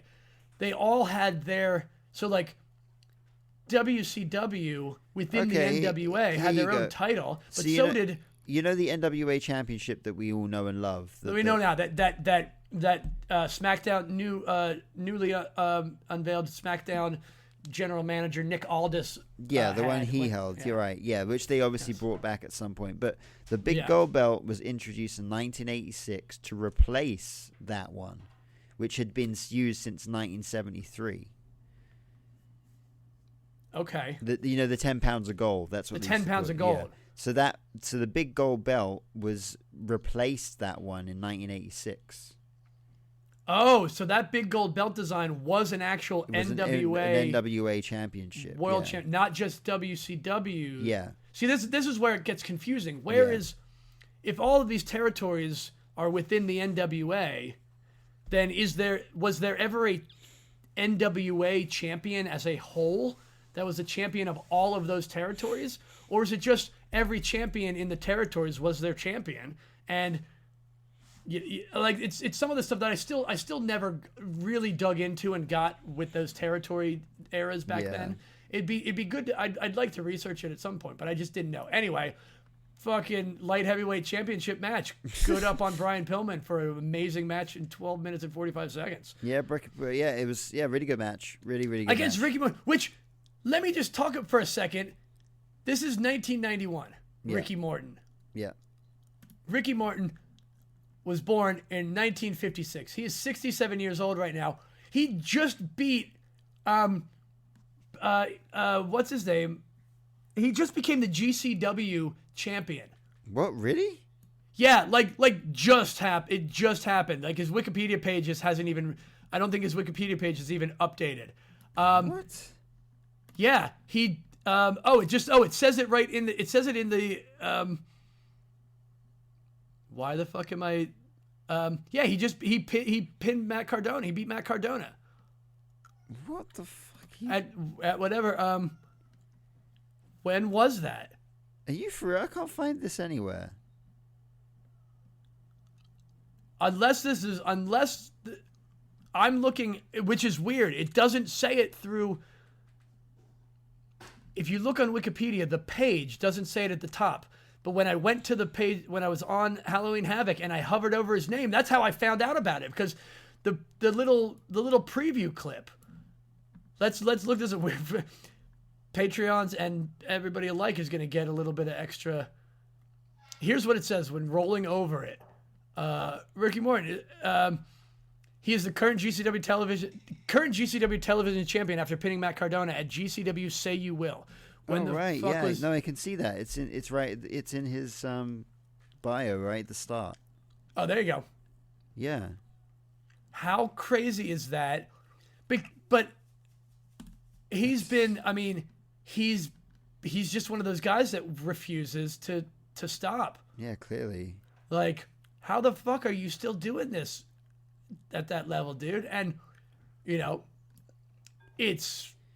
I mean, incredible. Obviously, GCW is like very like a proper hardcore style of wrestling, but obviously, so you don't have to be as and obviously someone like you can get there's a lot more room for leeway when you can rely on Your Cardone is going to look after you as well. So yeah, well, for sure. I'm just saying in general, like how at that age is he? But I guess they were always in anybody that he was tagging with the Midnight. He was Midnight Express. Yeah, they were pretty rough, from what I remember too. Like they were not. He's always been a wrestler that's been more of the brawler. So yeah. So being able to continue, like I'm just shocked because I didn't know he was still wrestling at all, let alone in a fucking hardcore hardcore promotion, winning titles. But it's also fucking Ricky Morton, like it's, It's crazy, isn't it? It's got, so yeah, that was crazy to see, and he looks the same as he looks now. Like he doesn't look like. Yeah, he's not aged a day, even though. Yeah, he's fucking. He's kind of like the Keith Richards of wrestling. Like he looks like he's 67 now. He's looked like he's 67 for like 30 years. But anyway, fucking phenomenal match too. Like again, another one of these. You can see these guys. These guys were stars. No, these big are time. guys that These are guys that know what the hell they're doing. Yeah. In the ring, and they make you believe. Like, and I don't have a lot. Again, I don't have a lot of notes about this match because I was just watching it, and I'm thinking to myself, "Damn, like, it's real good. It's a shame." And really, what I'm thinking is, it's a shame I can't stand the lighting or the camera angles and the poor storyline and the fact that there's no storylines. Like they're really good matches. These are really good wrestlers doing, with really good wrestling matches. The presentation is just so odd to me. Yeah, know? exactly. And some of the stuff. But when I get over that, when I'm just watching that, and again, I'll say it again, everybody else is into it. Everybody else loves it. So great. Yeah, good. Yeah, I'm glad. Yeah, I'm happy. Like we like to talk about good stuff, and this is good stuff. Yeah, it's good shit. Some good shit, and I'm sure even though that title was short-lived, anybody being the inaugural champion of any title is always special. And like, oh yeah, for sure, 100%. That's a big deal. That's a big deal for Brian Pillman, and he's Yeah, and he was an amazing performer gone too soon. Oh, big time. I mean, he passed away in 1997, so he wasn't too much longer after this. But he was two-time light heavyweight champion and held the title longer than anyone else both times. So that's pretty cool. They obviously invested in him to be the head of that division. So. And they didn't bring back the Cruiserweight Championship. Didn't come into fruition until 1996, so it was quite a while afterwards. And again, look at the time: 12 minutes and 45 seconds. Like they gave them time. You can see they gave these people they gave these guys time. Yeah. For those matches that matter. Like the discrepancy between the new guys, the younger talent, and their 5, 1 minute matches to 5 minute matches. Yeah. And these guys, I mean, Yeah. Fantastic. Yeah. Like a really good. I just really realized I got my shit mixed up earlier. I was calling Van Hammer the Z-Man. He wasn't the Z-Man. The Z-Man. No, Z-Man is Tom Zenk is next. Yeah. Yeah. I just saw that now. I was like, just let it slide. I didn't notice. I didn't catch it either. Yeah, next up in a minute and one more squash match. Yeah, we finally see. You don't really get squash matches these days, do you? Not too many. You get not too many, but I think they're probably more on Superstars. Probably, and yeah. The dark matches, Yeah. Z-Man versus. We certainly don't get them on pay-per-views as much as before. Versus the WCW Phantom. Yeah, and I don't know much about the Z-Man Tom Zenk. Nope, nothing. But what I can tell you is that he was born on November 30th, 1958 in Golden Valley, Minnesota, and he passed away on December 9th, 2017 at age 59. He went to the University of Minnesota, and he was 6'2", weighed 230 pounds, trained by Brad Rengans and Eddie Sharkey. He debuted in February of 1984 and retired on October 1996. That's Tom Zenk for you. Thanks to Wikipedia. Support Wikipedia. Oh my god! Thanks for all that. I appreciate it. I don't know what I would have done without it. Listen, we do the easy work, so you don't. So our yeah, listeners you don't even need to go do, look now. Yeah, have to do even less work. yeah. Hey man, if anyone wants us to go into a deep dive into the Z-Man Tom Zenk, sound off in the comments below. Zenk is a great surname as well. Zenk. You can't comment on Spotify, but comment in the posts that we make on social media. Yeah, like Instagram at punkstalkwrestling.com or on our personal pages. You can tell us what you want us to talk about. Look at that. Hold on a second. Okay. Tom Zenk. Yeah. Former NWA WCW World Television Champion. Okay. He was also the NWA United States Tag Team Champion with Brian Pillman. Oh, interesting. And also, he was the one-time WCW six-man tag champion with Dustin Rhodes and Big Josh. Our Big Josh back again. So in that mix, he actually did a bunch. Stuff. He did some stuff. He did some stuff. Yeah. He didn't have that long of a career. It was only 12 years. Yeah. But he was part of the Can-Am connection with who the fuck was he tagging with? With Rick Martel. In the WWF. No shit. Well, there you go. So he was in the opening match of WrestleMania 3. The Can-Am connection. Yeah, defeating Don. That's right. Jeez. Well, there you go. So I have seen him wrestle before this because I remember the Can-Am connection. Yeah. Jeez. I certainly remember the opening bout of WrestleMania 3. Look at that. Well. We do know Tom Zenk after all. We do know Tom Zenk after. Well, there you go. There's the deep dive. We don't have to. But anyway, you don't have to sound off in the comments. Here he you don't is even have to jobbing ask to us you got it. To the Phantom, Halloween Phantom. In a minute and 27 seconds to a masked Halloween Phantom. Yeah. Now, again, weird, because now I get the idea of the mystery thing, but why? There was never another Halloween Phantom match because they unmasked the Halloween Phantom later.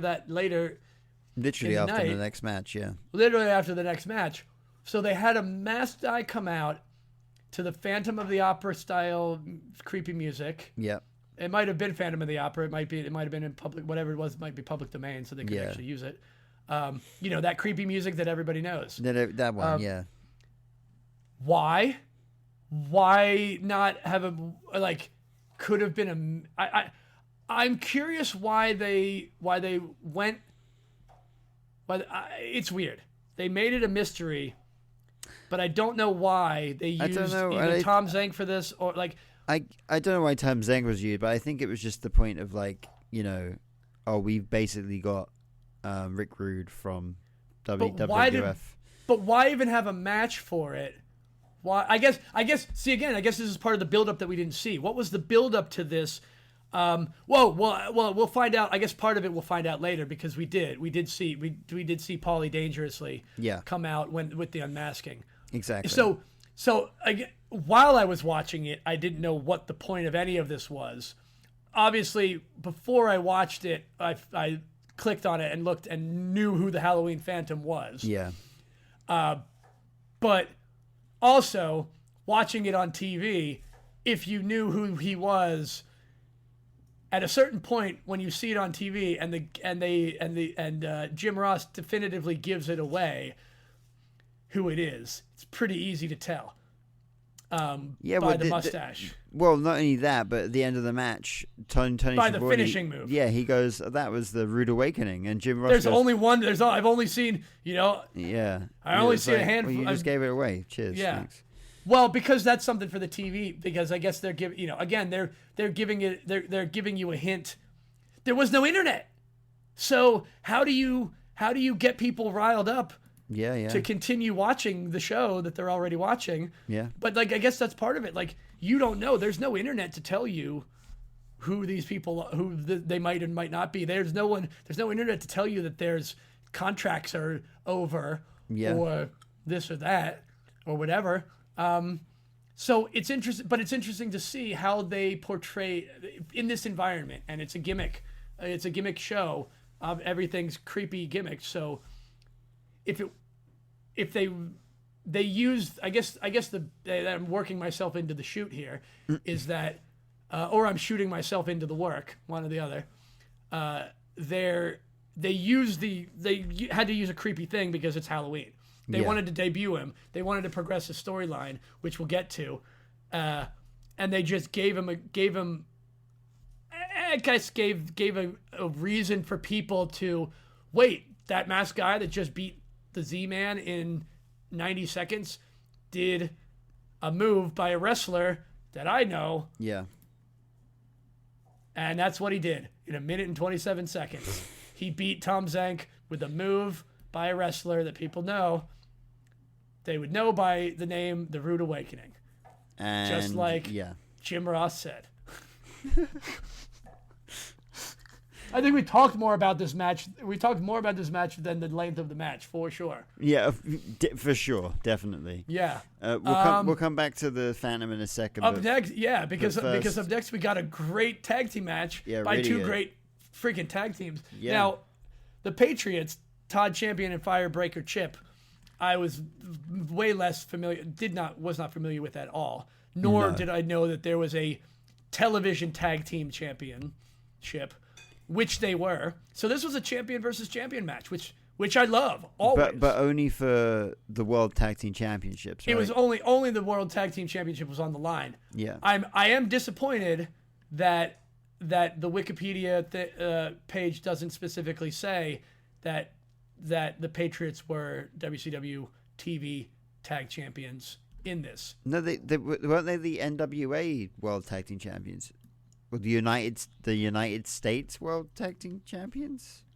That's what they were. They were the WCW United States Tag Team Champions. They were the WCW United States Tag Team Champions. What did I say? Did I say something wrong? You said something else. I can't remember what you said. Well, someone else can tell me what I said wrong. But the Enforcers were the WCW World Tag Team Champions. Arn Anderson, Arn Anderson and Zbyszko. But what I believe is that possibly hold on. Yeah, I think that possibly that the United States World Tag Team Championships were left over from the NWA, I believe. I may be wrong. Possibly. Though. Yeah. Don't hold me to that. But I won't. Yeah, good. Somebody else might. Somebody else might. It's going to happen. In fact, I'm right. I just looked. So screw you. So well, I presume at some point they got phased out or unified with Probably. The WCW Tag Team Championships. Yeah.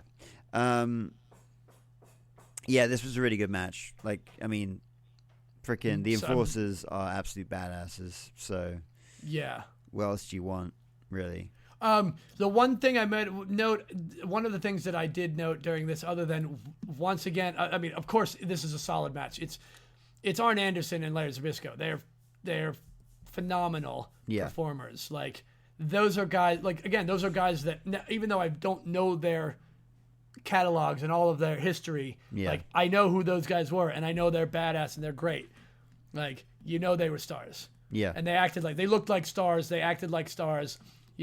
Arn Anderson, Anderson doing the spine buster at the end, like, his whole point at the camera thing. Like, and that's one of those things that gets you, is some of those guys were doing some of that stuff that was above and beyond.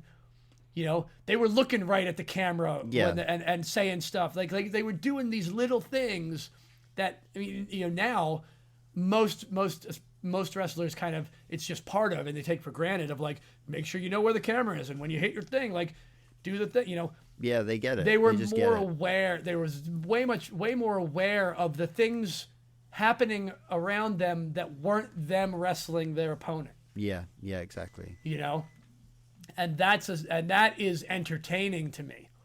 Yeah. And they entertained me greatly. I will watch Arn Anderson do spine busters all day. Oh, he's probably the best spine buster of one we of the should best, do best spine we'll busters do of a all time. top 10 Arn Anderson spine busters that we can find. We'll just what we're going to do is we're going to search on Google and we'll say top 10 Arn Anderson spine busters. We'll let somebody else have already done it, and then we'll just watch those matches and watch those clips, and we'll say these are the top 10 Arn Anderson spine busters by whatever guy we saw first in the search results. There you go. Actually, let's do it right now. Let's see if it is. Let's see if I can find it. Top 10 Arn Anderson chilling freaking audio commentary here. I can't believe we're searching this of all things. Yeah. Oh, well, here we go. In honor of Arn Anderson's birthday, here's the best spine busters ever performed. Oh, but maybe are they his? Oh, that one on Shawn Michaels was great. Oh shit, that survived. I've got a spine buster compilation from 1988 to 2002. All right. Well, you know what? That's a good compilation. Just go, Just go and search. Just go and search yourself. We won't tell you. We won't tell you at all. Just go search top 10 buster, Arn Anderson, and just watch Arn Anderson spine busters all day. Yeah. Just do it. It's just so satisfying. It really is. It's you really don't think. Yeah, it's really good. It makes you feel good. It does make you feel good. It makes you feel good that you are not getting a spine buster from. Yeah, just satisfying to watch. Me and Chris are just watching Arn Anderson. Yeah, it's funny. Spine busters right now. Thousands of miles away from each other, but just sitting here enjoying spine busters. Mm-hmm. And enjoy spine. There's a new pop. Enjoy spine busters. Yeah, we should make some stickers. Enjoy spine busters. I like that. We'll just make that. We'll put it on the stories. We'll link to. That's how it. We'll link to the link of the spine busters in our stories, and we'll just say, enjoy spine busters. Enjoy spine busters. Yeah. Yeah. Especially Arn Anderson ones. Yeah.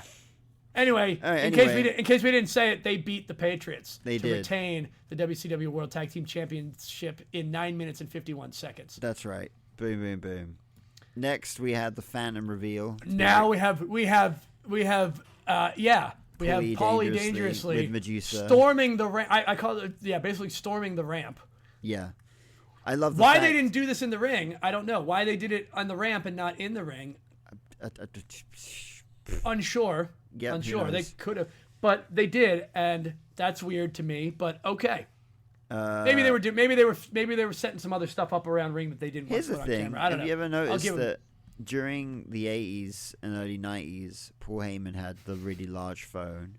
Oh yeah. During his era in ECW, he had like the flip phone, and then during the modern day, he still has an iPhone. He still has a fucking iPhone. He's still using the iPhone. Yeah. Exactly right, and using it for totally different purposes. Different purposes and totally different gimmicks. Yeah. With eloquent effect. Yep. Like that is such. I mean, for 40 years. It's just insane. He's been holding a cellular phone. He's been on the phone. Paul, he's never not been on the phone. Yeah, it's true, and it's just crazy to think that it's like this is 1991. Like, and before that, he always had a camera. I mean, literally, he was a camera. He was a cameraman. He started by basically sneaking into the arenas and pretending to be a photographer. I don't think there's and being a photographer. I don't think there's ever been a time that he's just not been amazing. Even in this segment, he on the mic there, he was just so good. And he's never been an actual wrestler. No. He's never. He may have been in some sort of storyline angle, gotten himself as a partner of a tag team match. That's definitely no. We saw last week that he was he tagged with Ryback against CM Punk in a Hell in a Cell match. We didn't see that last week. Yeah, we did. We were talking about Hell in a Cell matches last week. Oh, we were talking about it, but we didn't see that. Oh, I didn't see it, but as I saw, And I forgot you mentioned it. Yeah, I mentioned it. I forgot you mentioned it. But yeah, he's been in matches in weird ways. But yeah, he's just. I mean, even in this, like he's just so good at what he does. Yeah. And I did classic Heyman. Yeah. That basically they started the Dangerous Alliance in WCW because they felt like the WCW needed a revamp of its heels because they didn't feel like they had any good heels at the time. Well, and also separating themselves again from the NWA. But this was the start of the Dangerous Alliance, unveiling that Rick Rude. It was in fact Rick Rude. If you couldn't tell from the mustache sticking out between his Phantom of the Opera luchador mask, or the fact that he used the Rude Awakening as his finisher, or the fact that Jim Ross said it was the Rude Awakening and there's only one person. But it was Ravishing Rick Rude, and the chorus of boos is so good. Yep. Because, Ravishing Rick Rude was one of my favorite heels. It was just... Great. He was just so... He was just so good at being such a bad guy too. Like, he was so good at who he was. He knew exactly who Ravishing Rick Rude was, and he made everybody believe it. It was amazing. Yeah. Rick Rude was just more incredible than you didn't realize it, but he should have been the champion. Look at this. He started the Dangerous Alliance. He essentially started DX as well. It was Rick Rude is definitively credited for putting together being a part. I mean, he's a founding member, but definitively being it was part of his idea. Yeah, he's a big part of it for sure. Yeah. He was a part of making it happen. Yeah. And that kind of got overlooked. Like, it's one of the I forgot about that. You forget about the original DX era was Rick Rude, Shawn Michaels, and Chyna. Yeah. Like the very first, before Triple H even got involved. Yeah. There was Rick Rude, Shawn Michaels, and Chyna, the three of them for like a week. And then I think they got a week or two where they got Triple H pretty quickly afterwards. It's mad, isn't it? You do forget about this kind of things. Yeah. Yeah. Because they spent so much time with, even DX with Shawn Michaels. Like, you forget that there was a lot of time where it was Triple H, where Shawn Michaels wasn't even in DX. Yeah. Yeah, but when it was just New Age Outlaws and X-Pac and Chyna and as Triple well, H So I don't think there was ever an active. Now, I don't know this for sure, but I don't think there was ever an active, true run of DX where they were active in the WWF, where it was all of them. There was never all there. There certainly was never all six of them. It was never Shawn Michaels, because Rude left. I mean, and then he left WWF again for WCW. Yeah. But again, which of course I didn't know that he was in WCW before he was in WWF. Yeah. Either. So the core of it the core of it was Shawn Michaels, Triple H, Chyna. Then there was the New Age Outlaws and X-Pac. That's 6 members. Put Rick Rude in as 7, but he's never been there past the initial one. But there's never been all 6 of them together. Even there's been obviously Chyna passed away, so she was not in any of the recent anniversary stuff. They've had all 5 of them, but even recently they haven't even had Billy Gunn because he's exactly because he's the last DX reunion that they put together was Triple H, Shawn Michaels, X-Pac, and Road Dogg. Yeah, exactly. The last time they were together I think was the Hall of Fame. DX has had as many lineup changes as Riverside Odds has band member changes at this point. Yeah, pretty much. They've had as many iterations. Yeah. Man, what the fuck are we talking about? We're talking. We haven't even gotten to the main event. Halloween fan. Right. Yeah. Here's the main event. Yeah. So the main event was Ron Simmons versus Ron Simmons with Dusty Rhodes against Lex Luger with Harley Race in a 2 out of 3 falls match for the WCW World Heavyweight Championship. With no lead in of the storyline. I don't know how we got here. Yeah. I don't know why Harley Race is with Lex Luger and Dusty's with Ron. They did mention briefly on the intro that like he's with his mentor, or like they said, like in the announcements, I think they said something like Lex Luger with accompanied to the ring with his mentor Harley Race. Yeah. And then who was the other guy that was with him?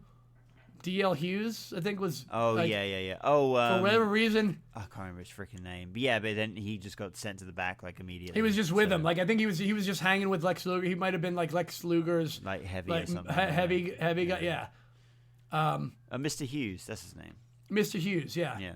He was just Luger's bodyguard, bouncer, protection. But this is really, really good match. I mean, it was again 2 guys that got it. 2 guys like definitely 2 of the biggest guys on like by size. Like they've just jacked. Yeah. Both of these guys. But also see it again. I was unfamiliar with Ron Simmons before he came into WWF as the thing that he came into the WWF as with that baby blue helmet and all. Yeah. Oh Jesus. Once again, anybody listening to this podcast that likes other podcasts, go and watch the Bruce Pritchard, listen to the Bruce Pritchard podcast on Ron Simmons, where they talk about that whole story of bringing him on board. Holy crap, what a fantastic story.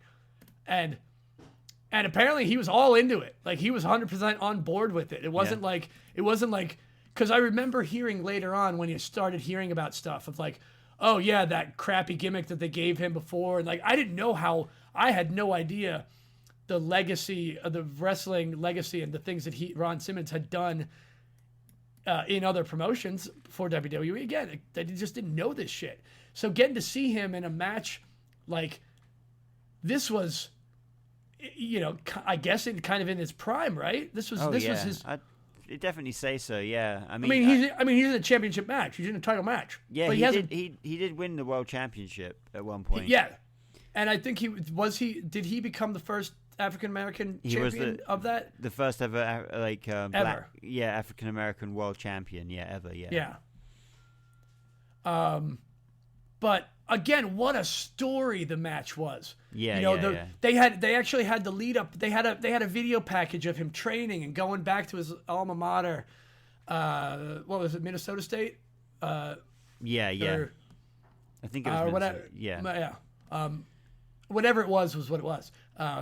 And that was cool to see because you didn't have it. Nobody else got those packages. No. So you could tell they were really pushing him, they were pushing this story. Yeah. They were invested in him. And this was before he won his first championship. Obviously, he's still on the hunt. Let's just make sure that's accurate. You know what? Whether it's accurate or not, that's what I just said. So we're going to keep going. And it could be redacted or changed later if I'm wrong. I'm assuming it is. I'm assuming this is before he had won his first title because of the way they were treating his rise and battle for it. I'm not sure. But given him, giving him the first fall was a huge pop for everybody. Obviously, like the ring psychology. I was watching it. It was very interesting to see, and like Lex Luger being kind of like the chicken shit heel for a little bit while he's like cowering in the ropes. They really put him over. They really put Ron over as like giving like Lex Luger was struggling that entire match. Ron got him out of the gate, and then that's what it was. But see, here we go. This is where this DQ, the second fall, was a DQ because, and this is a questionable call by the ref because this was Lex Luger doing a crossbody into Ron Simmons, who was against the ropes, and he basically fell over him. Over the ropes, and the ref claims Ron Simmons caught him and tossed him over the ropes intentionally. And gave him a disqualification.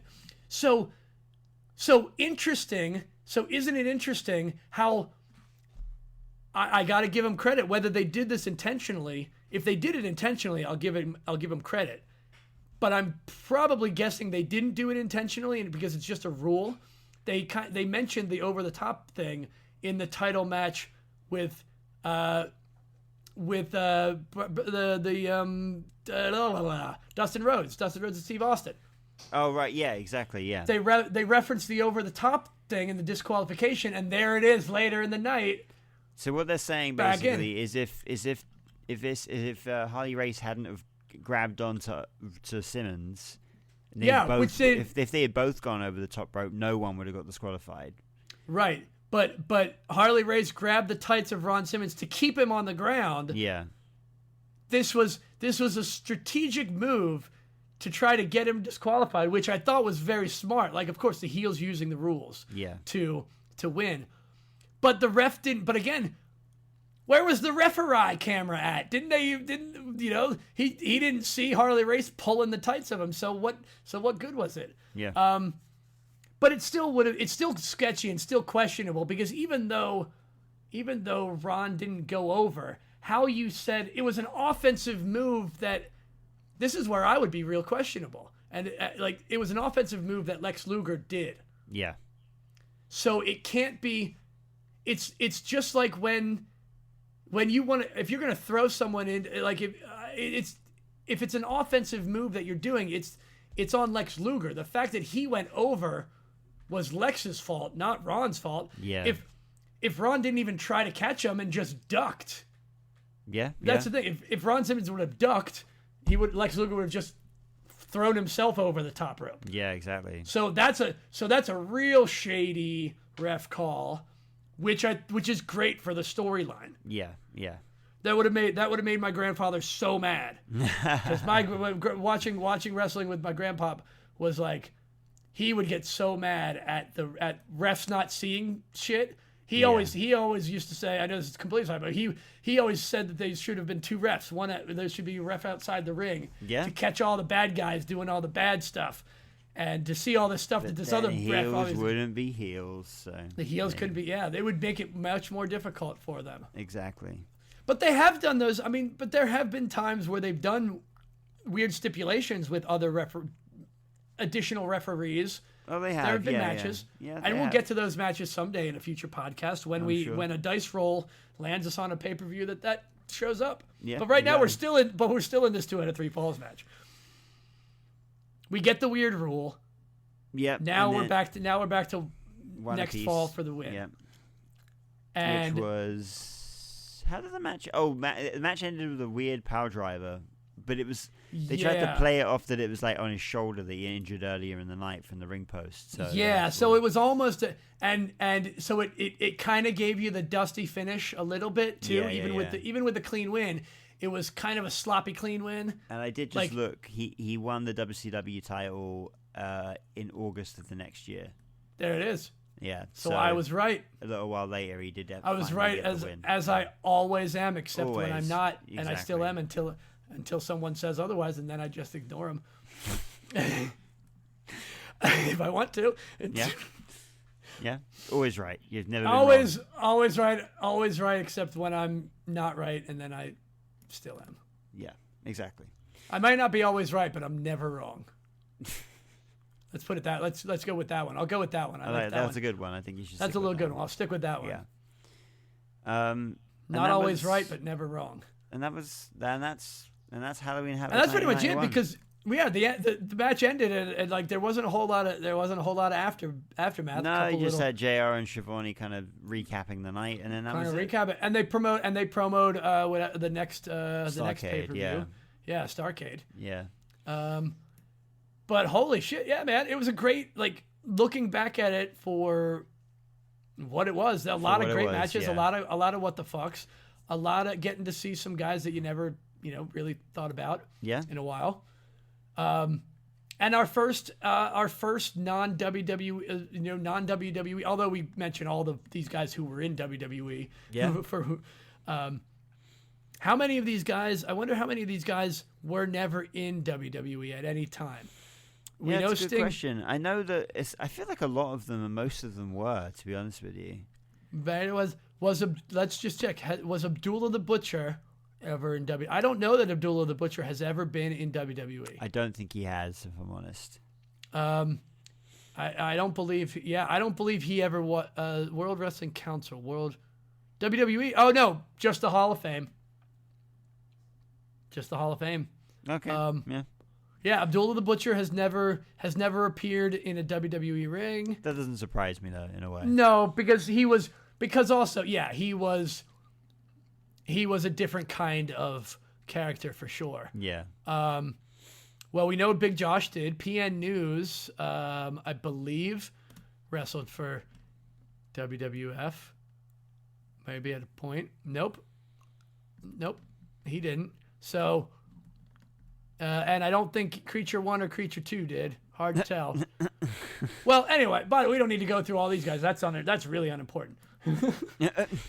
What's important is that this was a really entertaining pay-per-view overall and perfect for this season. I'm glad we have to squeeze this in before Halloween so we might be able to actually release this Halloween Day. We're going to shoot for it because we're as we're recording, this is Monday the 30th as we're recording it. So we also haven't watched I haven't watched the night 1 of Halloween Havoc. No, I think I'm kind of waiting for night 2 so I can just watch both one another.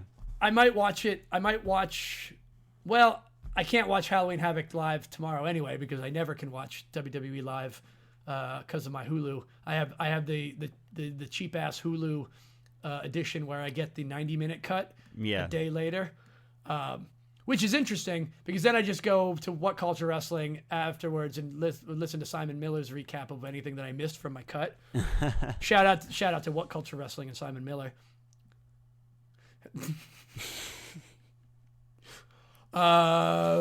What's next? Shit.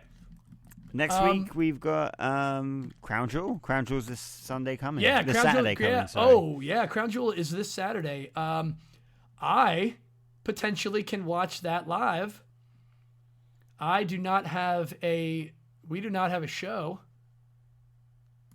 What time? Riverside Odds is not playing. What time is that? It's also in the afternoon. Remember, for me. It's 1 p.m. Dude, we could do a live watch along if you want. Saturday. What time is that? Saturday. 4. It's 1 p.m. for me. So that's gonna with the new time change. That's 5 p.m. for you. I am not home. Well, okay. Fuck me. All right. Well, then you can't. Then we won't be doing a live watch along. I'm going to. It's proper British thing, but it's bonfire night. Do you know what bonfire night is? No, but I can imagine that you stand around a large bonfire for the night. It's true. So basically, we have this thing every year where we do bonfire night, and we have like fireworks displays. Is it a British thing, or is it just thing you and your mates do? No, it's a British thing. It's a British thing. Yes. Okay. And it's it's not specifically like Festivus or like it's not part of the pagan. Like, is it a thing that British do because it's got some? Because it's called Guy Fawkes Night. So, okay. It's basically. Guy Fawkes Night? Yeah, Guy is at GUI and FAWKES. Okay, not forks, not the eating. It's kind of weird. We're actually celebrating a guy who tried to blow up the Parliament. Okay, hey man. But it's like a proper celebrated thing. Like I don't mean like it's like. Why did he try to blow it up? I'm not sure. It's like intentionally or accidentally. Its history begins with the events of 5th of November 1605 when Guy Fawkes, a member of the Gunpowder Plot, was arrested while guarding explosives from the plotters and placed beneath the House of Lords. The Catholic plotters had intended to assassinate Protestant King James I and his Parliament. celebrating that the king had survived. So we're basically celebrating the king survived, but we're celebrating the fact that it didn't happen. That it didn't happen. Celebrating that the king survived, people lit bonfires around London. Months later, the observance of 5th of November Act mandated an annual public day of Thanksgiving for the plot's failure. So that's what we're actually celebrating. Interesting. But the day has been named after the guy that tried to do it. After the guy that tried to do it, which is quite interesting. Yeah, that's kind of weird. That's that a weird one. That they didn't just make up a name like Save the King Day or some shit. Or whatever words you want to use for stopping a potential person from blowing up a building. Whatever it was, well, there you go. So you're legally required. I'm not legally required, but I haven't gone to see a fireworks display. Legally, right? You should think the king's going to assassinate me if I don't. It's considered a public holiday, but it's also a weekend, so it's not like a bank holiday. No, it's not a bank holiday. So why don't they give you they should give you the day off? It always falls on a Saturday or a Sunday. So why don't? Well, you know what? That's kind of shit, man. No, that is bullshit because you should petition to change it to Friday to give you guys a 3-day weekend to celebrate the fact that the king wasn't assassinated by blowing up Parliament more. Like, jeez, come on, king. But yeah, wait, do you have a king? You still have a king right now, or is it? Yeah, we got a king. We got a king now. We got a king right. You got a king right now. Yeah, we got a king right now. Yeah, it's hard right now. It's hard to keep track sometimes. Yeah, hard to keep track. We had a queen when you don't pay when you don't pay attention, and it doesn't affect you in any way whatsoever. How did you not keep up? Yeah, why would I?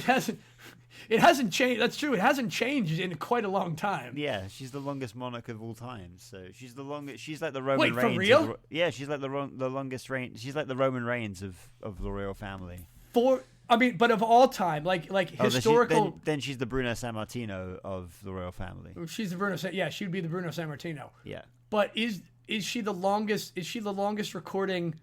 As far as I know, she's the longest ruling monarch of all time. Yeah. But that's also because no one tried to kill her. Oh wait, I guess they did. No, but that wasn't the queen. They didn't try to kill the queen. No, that was in 1600 something. Oh, that was also hundreds of years ago. Yeah. No, but that's so that's the thing. Queen Elizabeth was relatively considered pretty cool by everybody, right? Yeah, she was okay. Nobody hated her to the point that they wanted to get rid of her. Also, no. I mean, I'm sure there might have been plot strike during World War II and stuff. Oh no, during that. But she wasn't even. She was alive, but she wasn't the queen. She wasn't even a queen then. Yeah, she wasn't. But here's the thing. But you were also she wasn't the queen. The royal family wasn't ruling all of England during this reign either. All of the other kids. She is and she isn't. It's complicated, man. You don't get it. You don't have a royal family. You'll never understand. I know. We don't. I can't say whether I wish we did or not. Yeah, I don't know. Let's get too deep into that one. No, Yeah, but we do. We have that. Yeah. That's a thing we have. We do. You do, and it's a thing, and it's different than our thing. Yeah. Hey man, I mean, you get to have fucking Elmo and a dude in a fucking weird black knight armor suit get up on stage with the dude that actually won. Oh yeah, yeah. You got. I mean, granted, we do have a dude with a rubber boot on his head that shows up every election, and I mean, he gets airtime. Yeah, he certainly does get airtime every 4 years. But he doesn't actually get onto the national stage where he gets to talk with everybody else. And I do think that's really fucking cool. Yeah. But that's also the prime minister. You can't vote into being a queen. Or vote yourself in. You can't vote yourself into the royal family. No, you can't. You can marry yourself in. You can get married in the royal family. Yeah. Moving on. Yeah, moving on.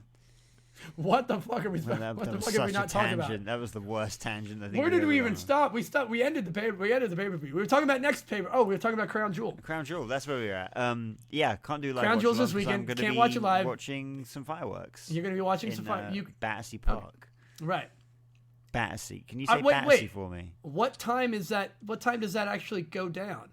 What time does that actually? Well, we're getting there for like the fireworks displays at like 8 p.m. and we're getting there for like. Oh, 5, you're doing other things earlier. Yeah. Gotcha. You're making a day of it. Yeah, get some food. As they say. You know, making a day of it. Like that's a phrase you. That's it a is, phrase. Yeah. We are. That's making a turn of a phrase that you do. I think I've heard you say that phrase. Yeah, make a day of it. Make a day of it. I've heard somebody say that phrase. Yeah. So anyway, either way, next week's podcast is going to be our review, our Crown Jewel 2023 review. That's yeah. right, yeah, that was where we were getting at. Was what's coming up next week. And then next week we'll decide what we're doing the week after that. And then next week we'll decide what we're doing. Yeah, we've got so many things. We still got a potential. We may do a Halloween Havoc review. We may not if we've got time. Yeah, we'll figure that one out. We'll figure that out depending on if we really want to talk about 2 nights of Halloween Havoc and record it and upload it. Yeah. But for now, I think you can follow us on Punks Talk Wrestling at Punks Talk Wrestling. Yes, you can. On Instagram. You can and everywhere else. You can get us on our Patreon, Punks Talk Wrestling, where our unedited versions of our podcast will be up. Mm-hmm. You get some of the stuff. Probably the last 20 minutes might be in there. Depends what you decide is content or not. Yeah, depending on what I think is the best content for the edited version. But Patreons always get a little bit extra stuff. Yeah. You get a little bit of extra. You get a little bit of extra seasoning, a little bit of extra. Or what do we call it? A little bit. No, not the oregano. The coriander. Coriander, yeah, a little extra coriander.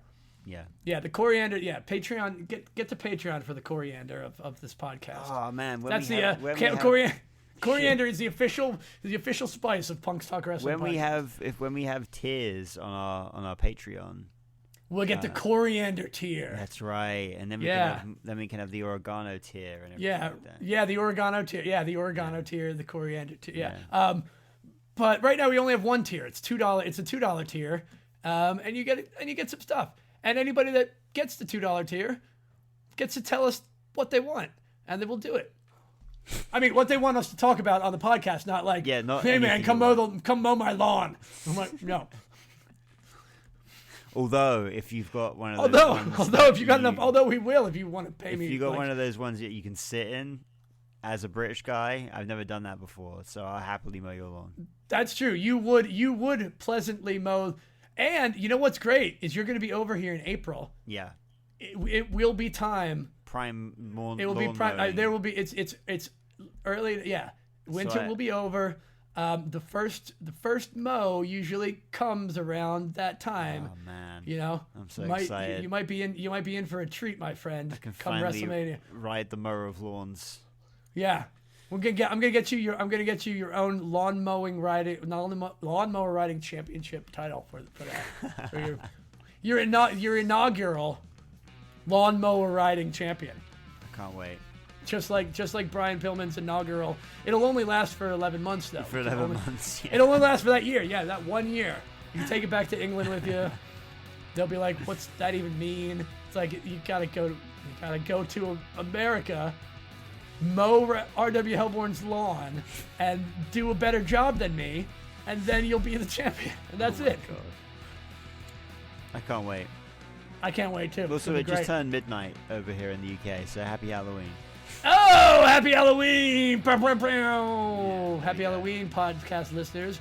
Hey, for real. Happy Halloween, everybody. Yeah, really. This was Halloween Havoc. You still got 4 hours to go to your own Halloween. Yeah. Did we do everything we were supposed to do? I think everything. I totally think so. All right, let me just run by real quick. We said what's going to happen next week. We plugged the Instagram. We plugged the Patreon. Yes, yep. we did. Yep. That's everything. That's everything. All right. I think that means we're done. That's it.